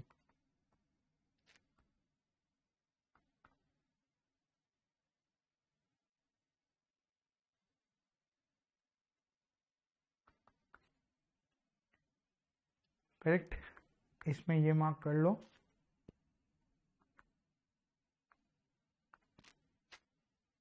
हायर वैल्यू, यहाँ पे लोअर प्राइस। राइट, एक बार देख लो, अगर आपका यहाँ पे लिखना हो जाए फटाफट से इसको देख लो, कुछ छूटा तो नहीं ना?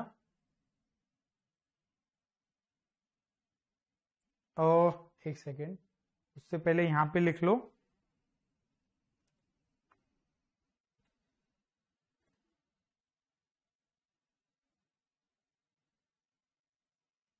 it has some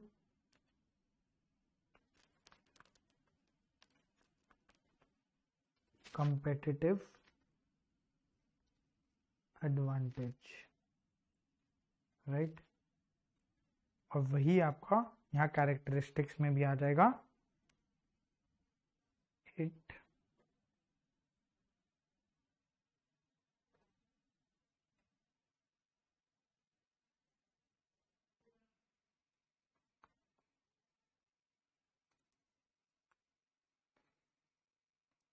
helps create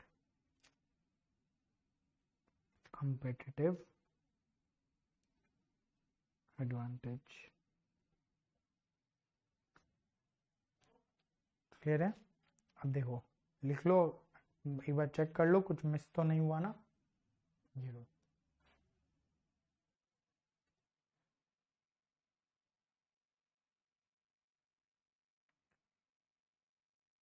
तो मीनिंग क्या हुआ? प्लान ऑफ एक्शन जो गोल्स या ऑब्जेक्टिव्स को अचीव करने में हेल्प करता है। ये मीन्स टू एन एंड है, ठीक है। डायरेक्शन प्रोवाइड करेगा, लॉन्ग टर्म का होगा, रिसोर्सेज यूज करता है एंड कंपेटिटिव एडवांटेज देता है। नेक्स्ट गया features, 4 important point. Uncertain events को फोरसाइट करना है, लॉन्ग टर्म डेवलपमेंट्स में फोकस होगा, likely behaviour of others, behaviour को इनकॉर्पोरेट करना है, और road map to the organisation provide करता है।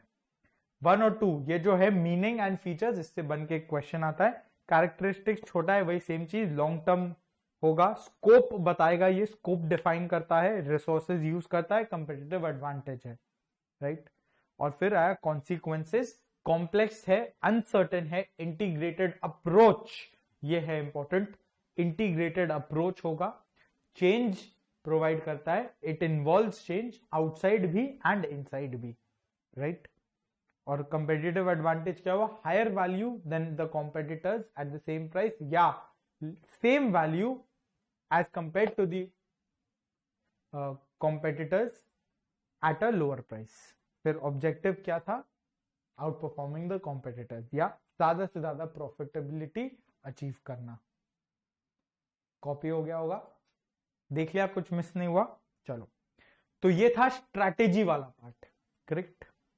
अब हम लोग चलेंगे सेकंड पार्ट में।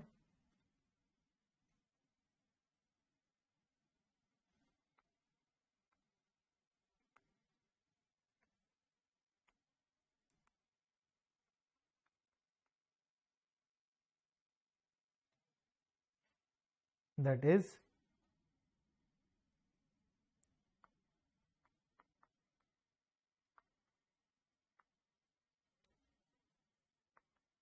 Strategic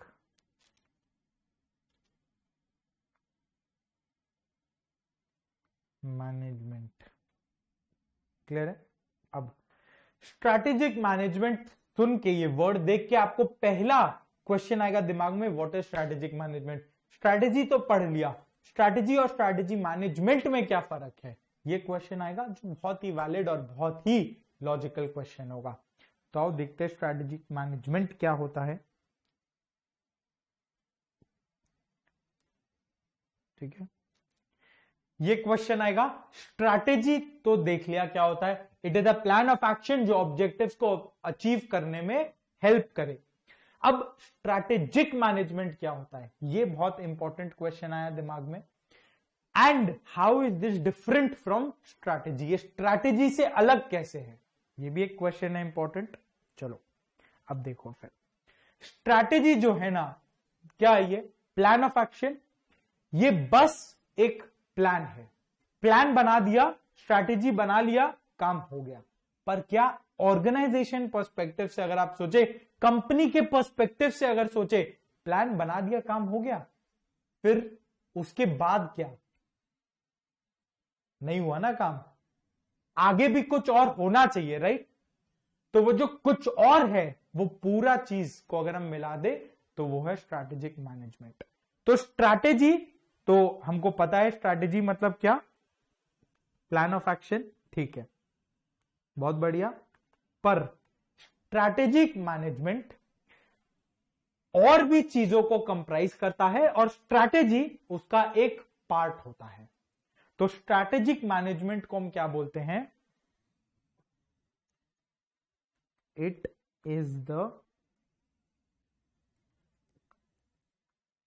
involves the entire process. अब स्ट्रैटेजिक मैनेजमेंट को दिमाग में बैठाने का एक सिंपल सा तरीका है, एंड वही होता है स्ट्रैटेजिक मैनेजमेंट। ध्यान से देखो, क्या स्ट्रैटेजिक मैनेजमेंट क्या है? बस ये 3 पॉइंट, आज, कैसे, कल। तो सबसे पहले आज आप क्या है वो आपको देखना है, दूसरा कल कहां पहुंचना है, वो आपको देखना है। और तीसरा, जो आज से लेके कल का जो सफर होगा वो आपको कैसे तय करना है, आज से कल कैसे पहुंचना है, क्या क्या रास्ते हैं आपके पास, and which way do you want to opt for, कौन सा रास्ता आपको चुनना है, राइट। अब ये था सिंपल। अब इसको अगर हम लोग यहाँ पे डाले ये स्ट्रेटेजिक मैनेजमेंट वाले चीज में, अगर उसको स्ट्रक्चर में डाले तो क्या होगा। आज मतलब क्या, आज आप क्या है, what is your position today, correct. तो आज माने क्या, जैसे आप जैसे आप सपोज करो आपको स्ट्रैटेजी बनाना है सीएमए तक का पूरा जर्नी के लिए, तो उसमें आज आप क्या हो उस हिसाब से स्ट्रैटेजी बनेगा ना।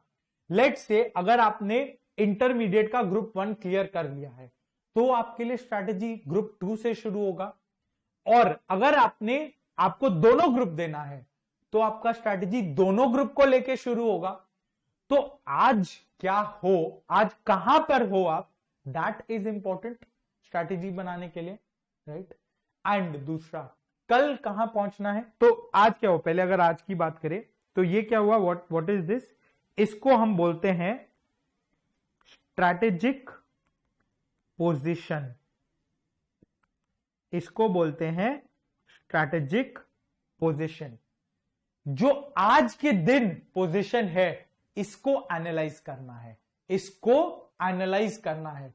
अब कंपनीज का अगर हम बात करें तो वो कंपनीज अपना पोजीशन एनालाइज कैसे करेंगी, कंपनीज अपना पोजीशन एनालाइज जो है वो कैसे करेंगे, उनमें अलग अलग तरीका होता है। जैसे एक है स्वॉट analysis, strengths, weaknesses, opportunities, threats. स्वॉट वो अपना स्ट्रेंथ्स, वीकनेस इवैल्यूएट करेंगी, अपॉर्चुनिटीज क्या है उनके पास और थ्रेट्स क्या है उनके पास, उन जो परसीव्ड थ्रेट्स है जो उनको फेस करना पड़ता है, राइट। ये और दूसरा एक और होता है जिसको बोलते हैं पेस्ट। पी माने political, E is economic, S is social and T is technological. PEST analysis, right. स्वॉट कंपनी स्पेसिफिक होता है, स्वॉट is specific to the company, वो कंपनी के लिए एनालिसिस है। रिलायंस का स्वॉट एनालिसिस आईटीसी का स्वॉट एनालिसिस से अलग होगा। लेट्स से जो सपोज करो जियो का स्वॉट एनालिसिस एयरटेल का स्वॉट एनालिसिस से अलग होगा, राइट। पर पेस्ट एनालिसिस जो है वो इंडस्ट्री का होता है। जियो का पेस्ट एंड एयरटेल का पेस्ट मोर और लेस सेम होगा। क्यों? क्योंकि वो टेलीकॉम इंडस्ट्री का पेस्ट एनालिसिस होगा। आई होप ये क्लियर हो रहा होगा, राइट। तो SWOT is company specific and PEST is industry wise, industry specific कर दो, करेक्ट। तो आप स्ट्रैटेजिक मैनेजमेंट का पहला स्टेप, 3 स्टेप में आप स्ट्रैटेजिक मैनेजमेंट को याद करेंगे। पहला स्टेप आज एनालाइज करना है, you have to analyse your strategic position. Strategic position analyse करो, फिर वो पोजीशन को दिमाग में रखते हुए क्या करना है, एक स्वॉट एनालिसिस, पेस्ट एनालिसिस हो गया, ये हम लोग और डिटेल में बाद में देखेंगे। ये पोजीशन को ध्यान में रखते हुए देखो कि आपको पहुंचना कहां है, व्हाट इज योर ऑब्जेक्टिव। ये हुआ ऑब्जेक्टिव, कल माने ऑब्जेक्टिव, करेक्ट। तो ऑब्जेक्टिव कैसे अचीव होगा, जब आप स्ट्रैटेजी को एक्शन में बदल देंगे, करेक्ट। जब आप strategy is converted into action, correct, right. तो स्ट्रैटेजी खाली बन के रह नहीं जाएगा, उसके बाद आपको उसको इंप्लीमेंट करके ये देखना होगा कि वो ऑब्जेक्टिव को पूरा कर सकता है ना, राइट। अब वो ऑब्जेक्टिव को पूरा करेगा, वो ऑब्जेक्टिव को पूरा करने के लिए there will be multiple strategies, अलग अलग स्ट्रैटेजीज होंगे। जैसे कि आप समझो आपका सीएमए तक का जर्नी के लिए ऐसा तो नहीं है कि एक ही स्ट्रैटेजी होगा, अलग अलग स्ट्रैटेजीज हो सकते हैं, राइट। बहुत सारे स्ट्रैटेजीज हो सकते हैं। क्यों? क्योंकि स्ट्रैटेजी एक सब्जेक्टिव कॉन्सेप्ट है, वो एब्स्ट्रैक्ट है, राइट। सबके लिए एक नहीं है, वो अलग लोग के लिए अलग हो जाता है डिपेंडिंग ऑन आज का पोजीशन। तो उस हिसाब से जो स्ट्रैटेजी के तरीके होंगे वो अलग अलग होंगे, राइट। तो यहां पे कई सारे ऑल्टरनेटिव्स होंगे आपके पास स्ट्रैटेजी बनाने के, राइट। तो आप कैसे बनाएंगे? आपके पास काफी सारे ऑल्टरनेटिव्स पड़े होंगे सामने में, उसको हम बोलेंगे स्ट्रैटेजिक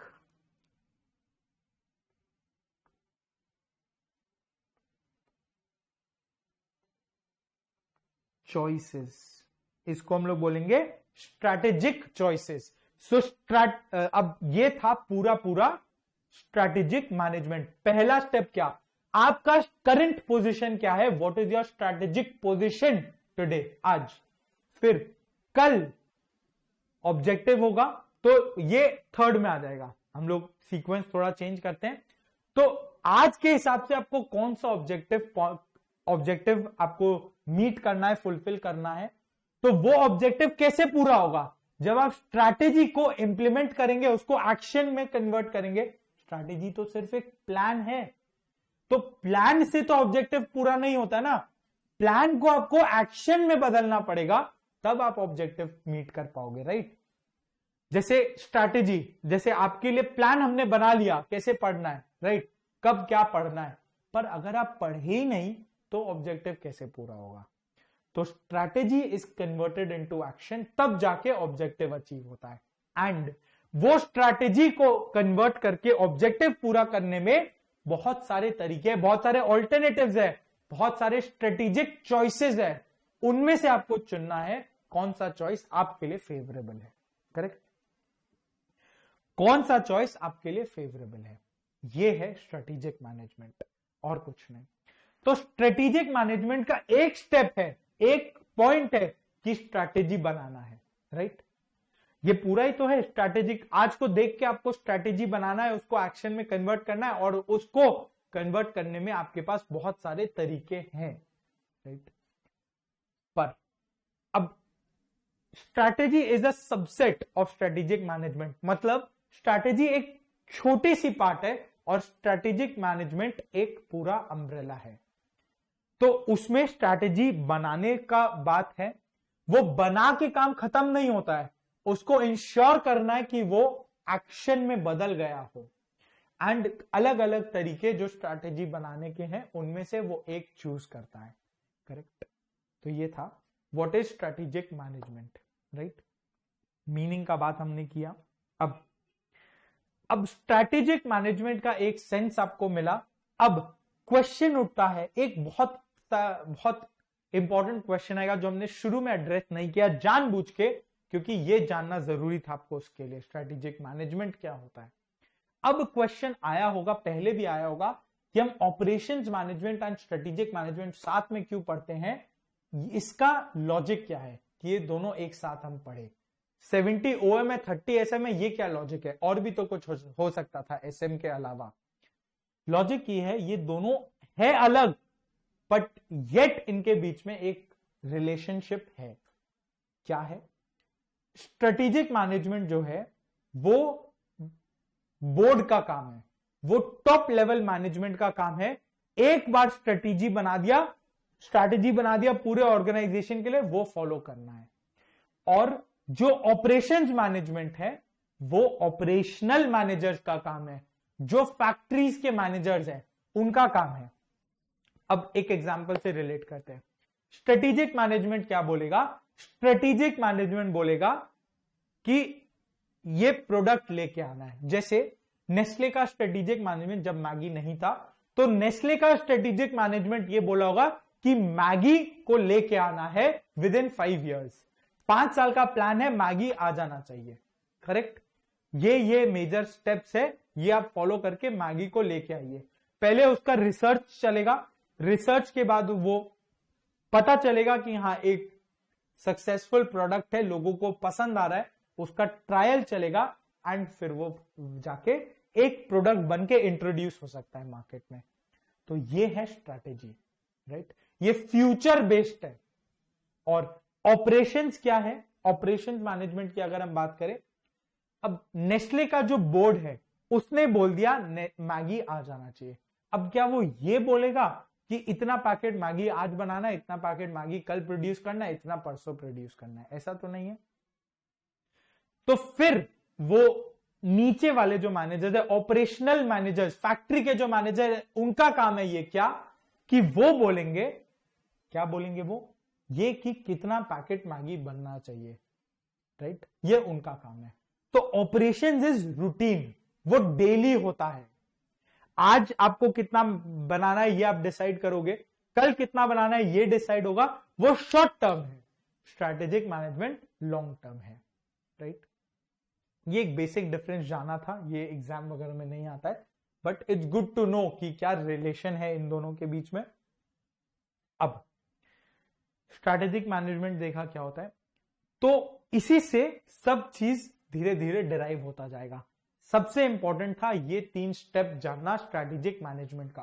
अगर आपको ये ध्यान रहेगा, आगे काफी कुछ हम लोग अपने आप इससे निकालते हुए चलेंगे। तो एक बार इसको फटाफट से लिख लेते हैं।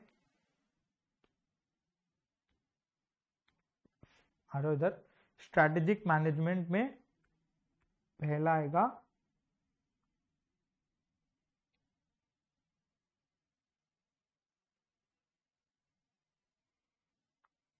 मीनिंग।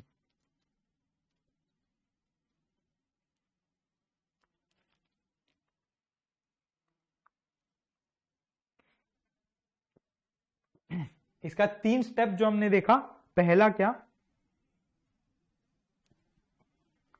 आज पे आपको फोकस करना है। दैट मीन्स व्हाट, ये आज एग्जाम में मत लिख के आ जाना प्लीज, मार्क्स कट जाएगा।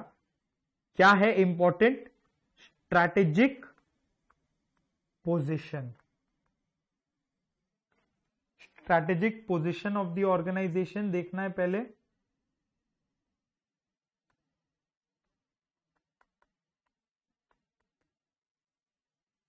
करेक्ट। दूसरा, दूसरा क्या, कैसे आप ऑब्जेक्टिव्स मीट करेंगे, राइट। तो वो ऑब्जेक्टिव्स को मीट करने के लिए आपके पास कई सारे चॉइसेस होंगे, right. Strategic choices, various alternatives are available.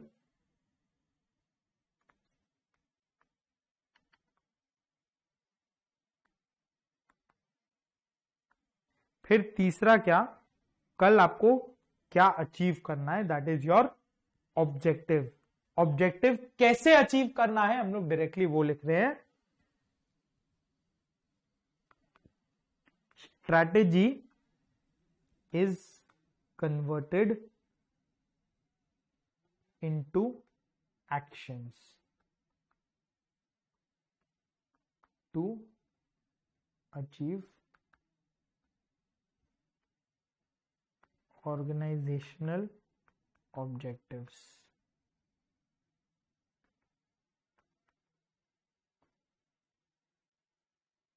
ठीक है, तो 3 स्टेप हुआ।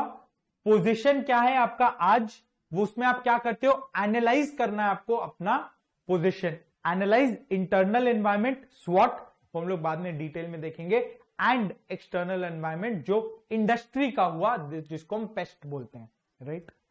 फिर अलग अलग ऑल्टरनेटिव्स है, अलग अलग चॉइसेस है, स्ट्रेटेजिक चॉइसेस, वो आपको देखना है उनमें से बेस्ट कौन सा है, एंड उसके बाद वो एक्शन में कन्वर्ट करना है टू इंश्योर कि स्ट्रैटेजी काम कर रहा है एंड और ऑब्जेक्टिव जो है वो हम अचीव कर पाए, राइट।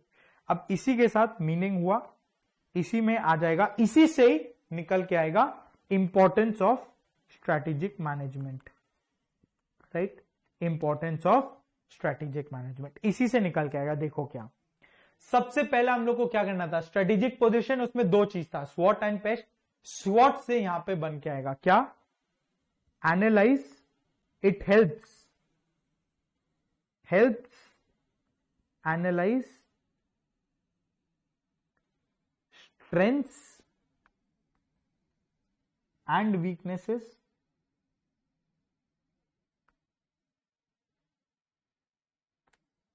ठीक है। दूसरा, अब स्ट्रेंथ्स एंड वीकनेसेस क्या हुआ, SW, स्वॉट का, ओटी बचा तो वो दूसरा पॉइंट होगा हेल्प्स एनालाइज, या अब वर्ड चेंज कर दो, बस यही है, पॉइंट सेम है, जैसे स्ट्रेंथ एंड वीकनेस यहां पॉइंट हुआ, अब हेल्प्स एनालाइज हमने खुद डाल दिया, तो नेक्स्ट में चेंज कर दो, एनालाइज अगर था अब कुछ और कर दो, आइडेंटिफाई कर दो, राइट, इसको बना दो identify, helps identify opportunities and threats. So focus सिर्फ अंडरलाइंड एरियाज है, वो पहले वाले तो सिर्फ सेंटेंस बनाने का बात है, राइट। ये हो गया ओटी, अपॉर्चुनिटीज एंड थ्रेट्स। अब ये हुआ, बहुत सारे ऑल्टरनेटिव्स अवेलेबल है आपके पास, ये दोनों पोजीशन का हुआ। अब बहुत सारे ऑल्टरनेटिव्स है, स्ट्रेटेजिक चॉइसेस है, तो स्ट्रैटेजिक मैनेजमेंट एक डायरेक्शन देगा ऑर्गेनाइजेशन को, स्ट्रैटेजी में भी यही हमने डिस्कस किया था, तो it provides a direction to the organisation, क्या तरीके हैं आपके पास ऑब्जेक्टिव को मीट करने के लिए, स्ट्रेटेजिक चॉइसेस, उसी को अलग लैंग्वेज में लिखना है बस। It provides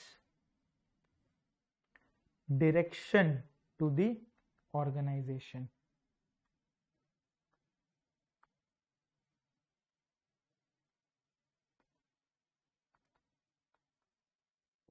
correct. और उसके बाद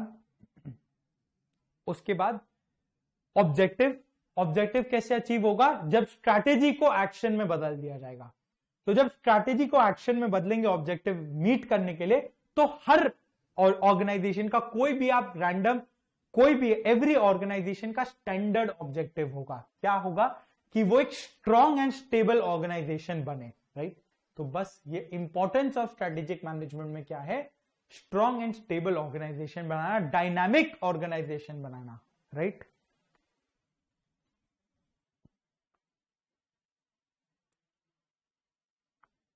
to become a strong and stable organisation, बस। तो स्ट्रेटेजिक मैनेजमेंट अगर आप देखोगे सिर्फ 3 चीज याद रखना है, position, choices, strategy into action, उसी से सब आएगा। पोजीशन में आया strengths, weakness, opportunities, threats, right. Strategic choices, alternatives क्या है, डायरेक्शन देगा आपको स्ट्रेटेजी बनाने में, तो डायरेक्शन वाला पॉइंट आ गया। एंड उसके बाद ऑर्गेनाइजेशन एक स्ट्रॉन्ग स्टेबल ऑर्गेनाइजेशन बने, ये एक स्टैंडर्ड ऑब्जेक्टिव है, हर ऑर्गेनाइजेशन का ऐसा ऑब्जेक्टिव होगा, तो ये एक स्टैंडर्ड ऑब्जेक्टिव है, करेक्ट। नेक्स्ट, अब एक चीज यहां पे इससे क्वेश्चन आता है, आ सकता है, मतलब आता क्या है, ये 1 और एंड 2 को मिला के एक क्वेश्चन बनाया जा सकता है, राइट। और स्ट्रेटेजिक मैनेजमेंट का पेज नंबर लिख लो अगर रेफर करना हो फॉर डिटेल्स, ये है पेज 191, राइट। ये हुआ। अब नेक्स्ट इंपॉर्टेंट टॉपिक है, नेक्स्ट 2 टॉपिक्स जो है वो हमारा आज का लास्ट टॉपिक्स होगा। एक है एडवांटेजेस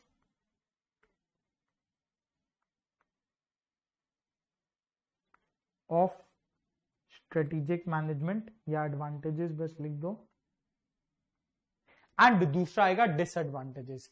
ये दोनों इंपॉर्टेंट टॉपिक्स है, एग्जाम में आता है, क्वेश्चन भी आता है, पॉइंट्स भी है इसमें, तो इसको एक स्टोरी से समझते हैं हम लोग, ठीक है, एक इंटरेस्टिंग स्टोरी से इसको समझने का ट्राई करते हैं। अब बात सुनो, मान लो मुकेश अंबानी एक बोर्ड मीटिंग बुलाते हैं, वो एक बोर्ड मीटिंग बुलाते हैं, बाकी सारे बोर्ड ऑफ डायरेक्टर्स को लेके, सभी डायरेक्टर्स के साथ एक बोर्ड मीटिंग बुलाते हैं, और वो एक कंसर्न रखते हैं बोर्ड के सामने कि देखो चीज ऐसा है कि मेरा डे टू डे काम में बहुत टाइम जा रहा है। उन्होंने बोला मेरा डे टू डे काम में बहुत टाइम जा रहा है, कुछ ऐसा लेके आओ कि डे टू डे काम से मुक्ति मिले एंड फ्यूचर के बारे में हम लोग सोच सके, आगे बिजनेस को कैसे डेवलप करना है ये सोच सके, डे टू डे काम में मेरे को नहीं उलझना है, ये उनका कंसर्न था। तभी तो वो इतना सारा बिजनेस लेके आएंगे। तो बाकी बोर्ड ऑफ डायरेक्टर्स में एक बहुत स्मार्ट और इंटेलिजेंट आदमी वो उठ के बोला आपको स्ट्रेटेजिक मैनेजमेंट कॉन्सेप्ट अप्लाई करना चाहिए। उसने ये बोला। अब मुकेश अंबानी का नेक्स्ट क्वेश्चन कि ये होता क्या है, अच्छे से एक्सप्लेन करिए, फिर उसको फॉलो भी करेंगे। तो उसने एक्सप्लेन किया अगर आप स्ट्रेटेजिक मैनेजमेंट फॉलो करते हो, ये जो 3 पॉइंट था वो हमने जो एक्सप्लेन किया वो उनसे एक्सप्लेन किया मुकेश अंबानी जी को। अब उनका नेक्स्ट क्वेश्चन ये छोड़ो, ये बताओ ये हेल्प कैसे करेगा। तो उन्होंने क्या बोला, वो बोले कि पहला चीज तो ये करेगा कि आपका जो रिस्पॉन्सिबिलिटी है इसको ये डिस्चार्ज कर देगा। ये स्ट्रेटेजिक मैनेजमेंट अगर आप अपनाएंगे तो आपको क्या करना है, इफेक्टिवली एक स्ट्रैटेजी बना देना है। जब आप एक स्ट्रैटेजी बना दोगे, एक स्ट्रैटेजी बना देंगे ऑर्गेनाइजेशन के लिए, तो इससे क्या होगा कि आपका रिस्पॉन्सिबिलिटी डिस्चार्ज हो जाएगा। उनका काम क्या है, स्ट्रैटेजी बना देना, वो बना दिए, अब उसके बाद क्या, उनका काम डिस्चार्ज। तो पहला पॉइंट ये लिखते हुए चलेंगे। पहला पॉइंट क्या, पहला ये हुआ कि वो डिस्चार्ज कर देता है board responsibility, right, discharges board responsibility. अब डिस्चार्ज तो कर दिया बोर्ड रिस्पॉन्सिबिलिटी, ठीक है, तो इसका मतलब क्या, बोर्ड का रिस्पॉन्सिबिलिटी डे टू डे काम में डिस्चार्ज कर देता है। मतलब ऐसा नहीं है कि बोर्ड को बाहर निकाल दिया, बोर्ड का रिस्पॉन्सिबिलिटी डे टू डे काम से हटा दिया। मतलब ये एक ऑब्जेक्टिव असेसमेंट देता है, बोर्ड को एक ऑब्जेक्टिव असेसमेंट करने का मौका देता है कि आपको डे टू डे काम से, डे टू डे काम आप छोड़ दो and focus on the future of the organisation. तो नेक्स्ट पॉइंट है focus on objective, focuses in fact on objective assessment. इसका मतलब क्या, डे टू डे एक्टिविटीज जो भी हैं, डे टू डे एक्टिविटीज जो है आप उनको छोड़ो and focus on the future of the organisation. Future का जो भी काम है उस पे ध्यान दो, राइट। अब ये 2 पॉइंट उसको समझ में आया, ठीक है। उन्होंने बोला चलो ठीक है, मेरा रिस्पॉन्सिबिलिटी कम होगा, बोर्ड का रिस्पॉन्सिबिलिटी कम होगा और ये एक ऑब्जेक्टिव असेसमेंट करने का मौका देगा। मतलब डे टू डे काम में नहीं हम लोग को उलझना है। ये दोनों सिमिलर पॉइंट है। ये करना कैसे है, इसका फायदा क्या होगा, तो वो उन्होंने बोला आप एक ऐसा प्लान बना दीजिए, एक ऐसा प्लान बना दीजिए जिसमें आपको आपका काम कितना रहे, सिर्फ प्लान बनाना रहे। उसके बाद सबके लिए उसमें एक फ्रेमवर्क बना दिया जाएगा। बाकी सब लोग जो भी नीचे में है, रिलायंस में बहुत लोग होंगे नीचे, बाकी सब को बस उसको फॉलो करना है, राइट। तो बाकी सब लोग उसको बस फॉलो करते हुए चलेंगे। आपका काम सिर्फ इतना है कि आपको एक प्लान बना के देना है। तो क्या, फ्रेमवर्क फॉर, ये क्या करता है, framework for decision making they देता है बाकी लोग के लिए। Framework for decision making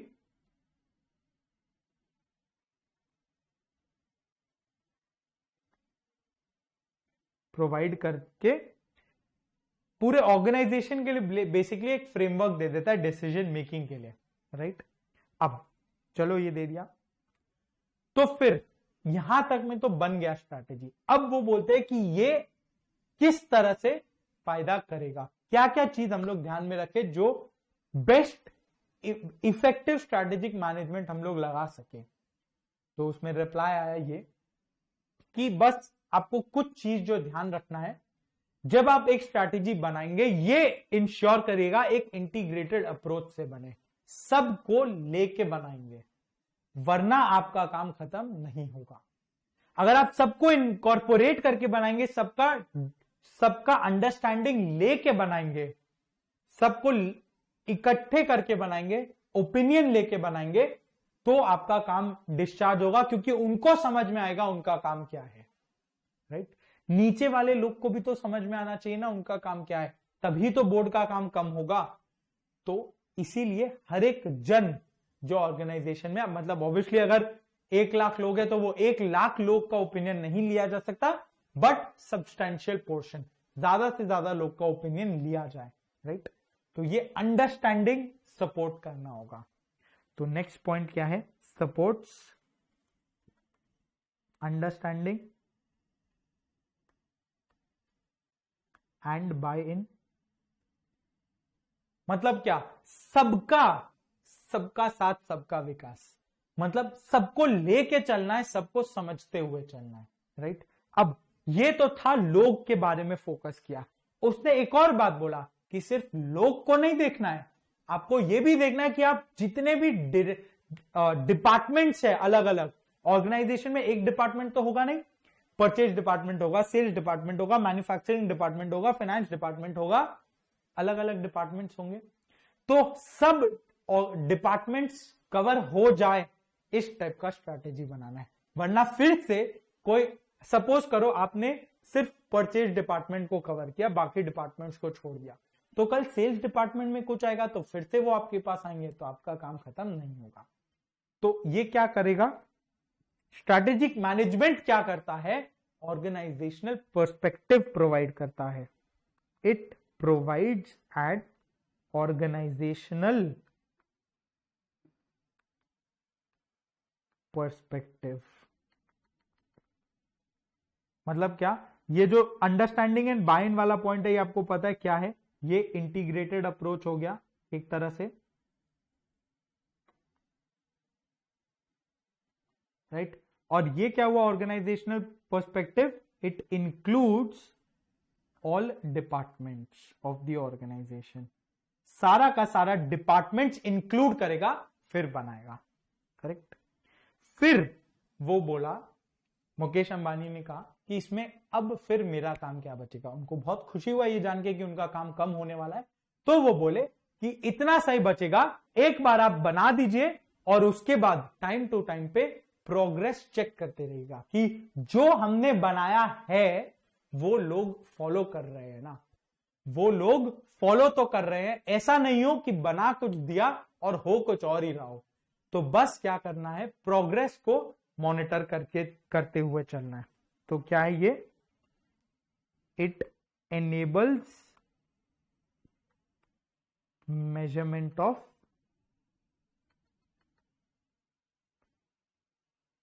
progress, right.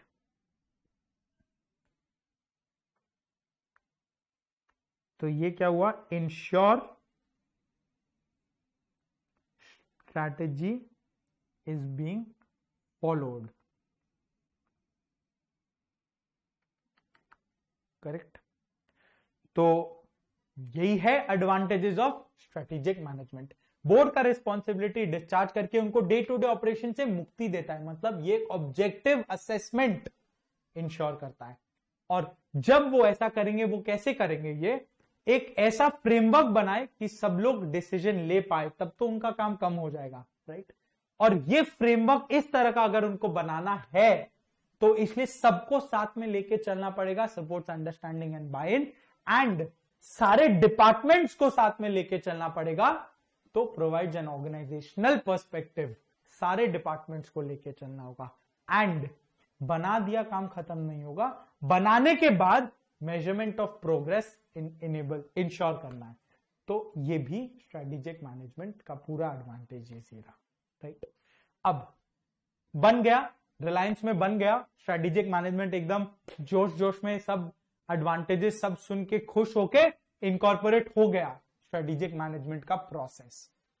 फिर क्या हुआ, बोर्ड ऑफ डायरेक्टर्स ने नीचे वाले डायरेक्टर को, बोर्ड ऑफ डायरेक्टर कोई डिपार्टमेंट का डायरेक्टर, लेट से फाइनेंस का जो हेड है, सीएफओ बोल दो या हेड ऑफ फाइनेंस, कुछ भी बोल दो, अलग कंपनी में अलग अलग, उनको बुला के बोर्ड ऑफ डायरेक्टर ने, लेट से मुकेश अंबानी ने उनको बुला के पूछा कि कैसा चल रहा है स्ट्रेटेजिक मैनेजमेंट, हमने जो अप्लाई किया, जो इनकॉर्पोरेट किया ऑर्गेनाइजेशन में, ये कैसा रिस्पॉन्स दे रहा है, हाउ आर पीपल, जो बाकी लोग हैं, टेकिंग इट टू बी, उनको कैसा लग रहा है ये कॉन्सेप्ट। तो फिर उनका रिप्लाई था कि सब बहुत बढ़िया है, इसके एडवांटेजेस ऑफ कोर्स है जो हमने देखा है अभी, बहुत बढ़िया है, पर कुछ कुछ दिक्कतें हैं इसमें जो हर्डल्स फेस करे, जहां पे प्रॉब्लम्स आ रही हैं कुछ कुछ, वो क्या है? तो इससे अब आएगा डिसएडवांटेजेस, इससे अब आएगा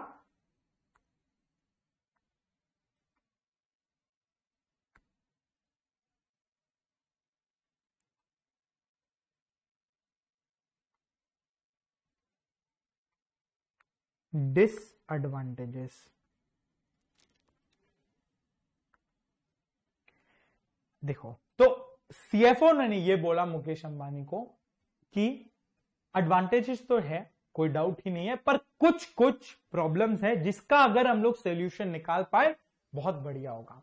तो मुकेश अंबानी ने पूछा, अच्छा बताओ क्या प्रॉब्लम्स हो रही हैं, फिर क्या प्रॉब्लम्स है आपको? तो उसने बोला कि ऐसा है कि स्ट्रैटेजी तो जब आपने बनाया, बोर्ड ने बनाया, तो वो एक लॉन्ग टर्म पर्सपेक्टिव से बना दिया, राइट? और वो फ्यूचर को देखते हुए बनाया, पर जरूरी नहीं है जो उन्होंने सोचा, जो बोर्ड ने बनाते हुआ सोचा, स्ट्रैटेजी तो फ्यूचर ओरिएंटेड है, वो फ्यूचर को लेके बनाता है। ये तो नहीं है ना जो हो गया उसको बनाएगा स्ट्रैटेजी में, जो होना है नेक्स्ट कुछ ईयर्स का उसको लेके स्ट्रैटेजी बनता है। तो कई बार ऐसा होता है कि जो स्ट्रैटेजी में सोचा गया था वैसा हो नहीं, कुछ और हो जाए, राइट? कुछ और हो जाए। जैसे आपने प्रिपेयर किया एग्जाम को ये सोचते हुए कि ऑफलाइन मोड है, पर कुछ 2-3 महीने बाद आ गया कि वो ऑनलाइन मोड होगा, आया था ऐसा कुछ।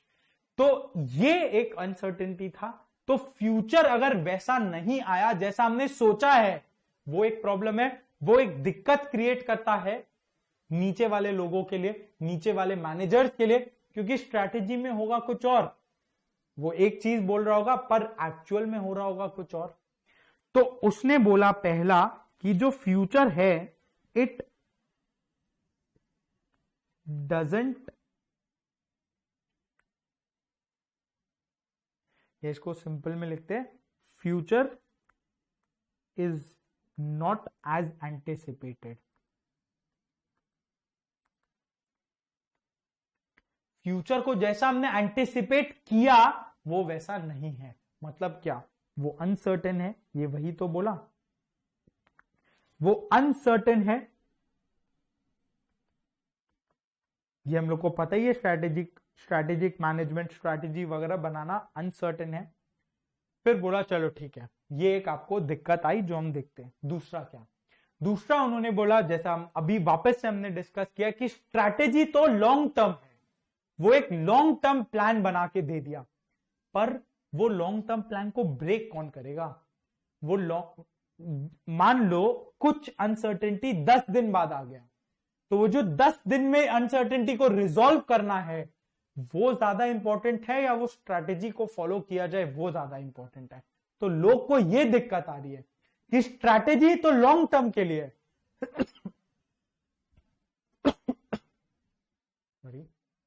स्ट्रैटेजी तो लॉन्ग टर्म के लिए, पर जो इमीडिएट कोई एक सिचुएशन आ गया, क्राइसिस सिचुएशन आ गया, उसको हम कैसे इवॉल्व करें, कैसे इनकॉर्पोरेट करें?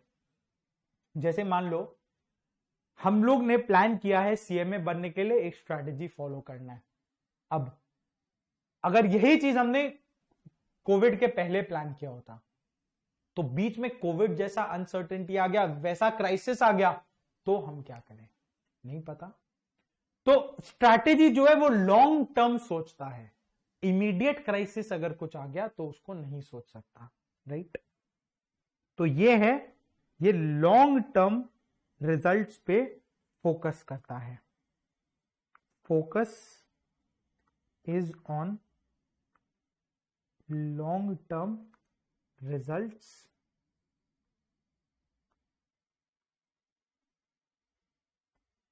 rather than immediate results, correct?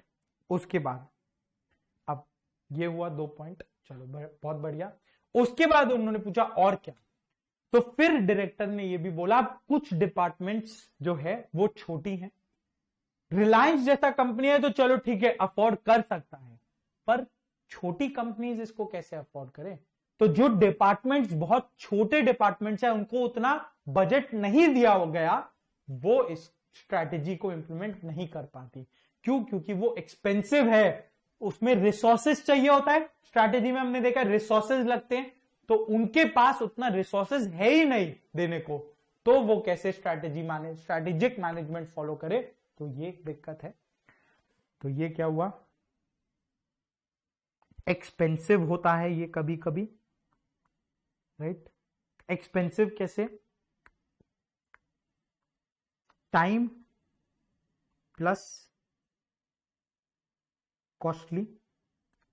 Time इसमें लगता है और ये कॉस्टली भी होता है। अलग अलग, मान लो आपको कंसल्टेंट को हायर करना पड़ेगा स्ट्रैटेजी बनाने के लिए, राइट? वो भी रहा। फिर एक और इसमें क्या है कि जो स्ट्रैटेजी बनाया, अब जैसे मुकेश अंबानी एंड जो बाकी के बोर्ड ऑफ डायरेक्टर्स है, उन लोगों ने मिलकर एक स्ट्रैटेजी बना दिया। बट अगर मान लो किसी को काम करते हुए कोई एक ऑल्टरनेटिव वे मिला, एक ऑल्टरनेटिव तरीका मिला कि शायद ये तरीका बेटर है रादर देन जो स्ट्रैटेजी में लिखा है, तो पर सिंस उनके पास स्ट्रैटेजी है, एक प्लान है, उनको वो प्लान के साथ फॉलो करना पड़ेगा, वो प्लान चेंज नहीं कर सकते। तो ऐसा है अगर, तो वो फ्लेक्सिबल नहीं है, वो फ्लेक्सिबिलिटी इंपीड कर देता है, वो फ्लेक्सिबिलिटी का हर्डल बनाता है, वो फ्लेक्सिबल नहीं बनने देता, वो इनफ्लेक्सिबल बना देता है। अगर आपने बहुत सारे मूवीज में देखा होगा, जो भी आर्मी रिलेटेड मूवीज होती थी, कई बार उनमें ऐसा दिखाता था कि उनको ऑर्डर का वेट करना होता था गवर्नमेंट से। तो ऑर्डर का वेट करना पड़ रहा है गवर्नमेंट से, पर वहां पे तो सिचुएशन अलग है, तो वो ऑर्डर का वेट करने में उनका फ्लेक्सिबिलिटी हैम्पर हो गया। भले ही उनके पास एक स्ट्रैटेजी है, एक प्लान ऑफ एक्शन है, पर वो अटैक नहीं कर सकते जब तक उनको ऑर्डर्स नहीं आए, अटैक करने का ऑर्डर्स नहीं आए। मतलब उनके पास वो फ्लेक्सिबिलिटी नहीं है अटैक करने का। तो स्ट्रैटेजी कई बार फ्लेक्सिबिलिटी हिंडर करता है, राइट? तो ये क्या है? Hinders flexibility. तो 4 डिसएडवांटेजेस हमने कर लिया। Future is not as anticipated, वो अनसर्टेन होता है, राइट? उसके बाद ये लॉन्ग टर्म फोकस करता है, लॉन्ग टर्म डेवलपमेंट्स, तो उससे क्या होगा? वो बढ़िया चीज है, पर उससे प्रॉब्लम क्या है कि जो इमीडिएट प्रॉब्लम्स आ रही है, इमीडिएट क्राइसिस आ रही है, वो इग्नोर हो जाएंगी। तीसरा, ये एक्सपेंसिव है, छोटे ऑर्गेनाइजेशन जिसको फॉलो ही नहीं कर सकते। चौथा क्या? फ्लेक्सिबिलिटी को ये कई बार हिंडर कर देता है, फ्लेक्सिबल नहीं बनने देता लोगों को, करेक्ट? तो ये काफी सारे स्पेशली एडवांटेजेस डिसएडवांटेजेस जो थी, ये इंपॉर्टेंट है थोड़ा सा। तो ये आपने कॉपी कर लिया होगा, ये रहा, देख लो एक बार, कुछ भी बच जाए तो पॉज कर लो, कॉपी कर लो।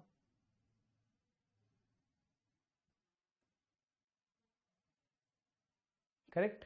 तो आज हम यहीं तक रोकते हैं, नेक्स्ट क्लास इसके आगे से कंटिन्यू करेंगे। तो टाटा, बाय बाय।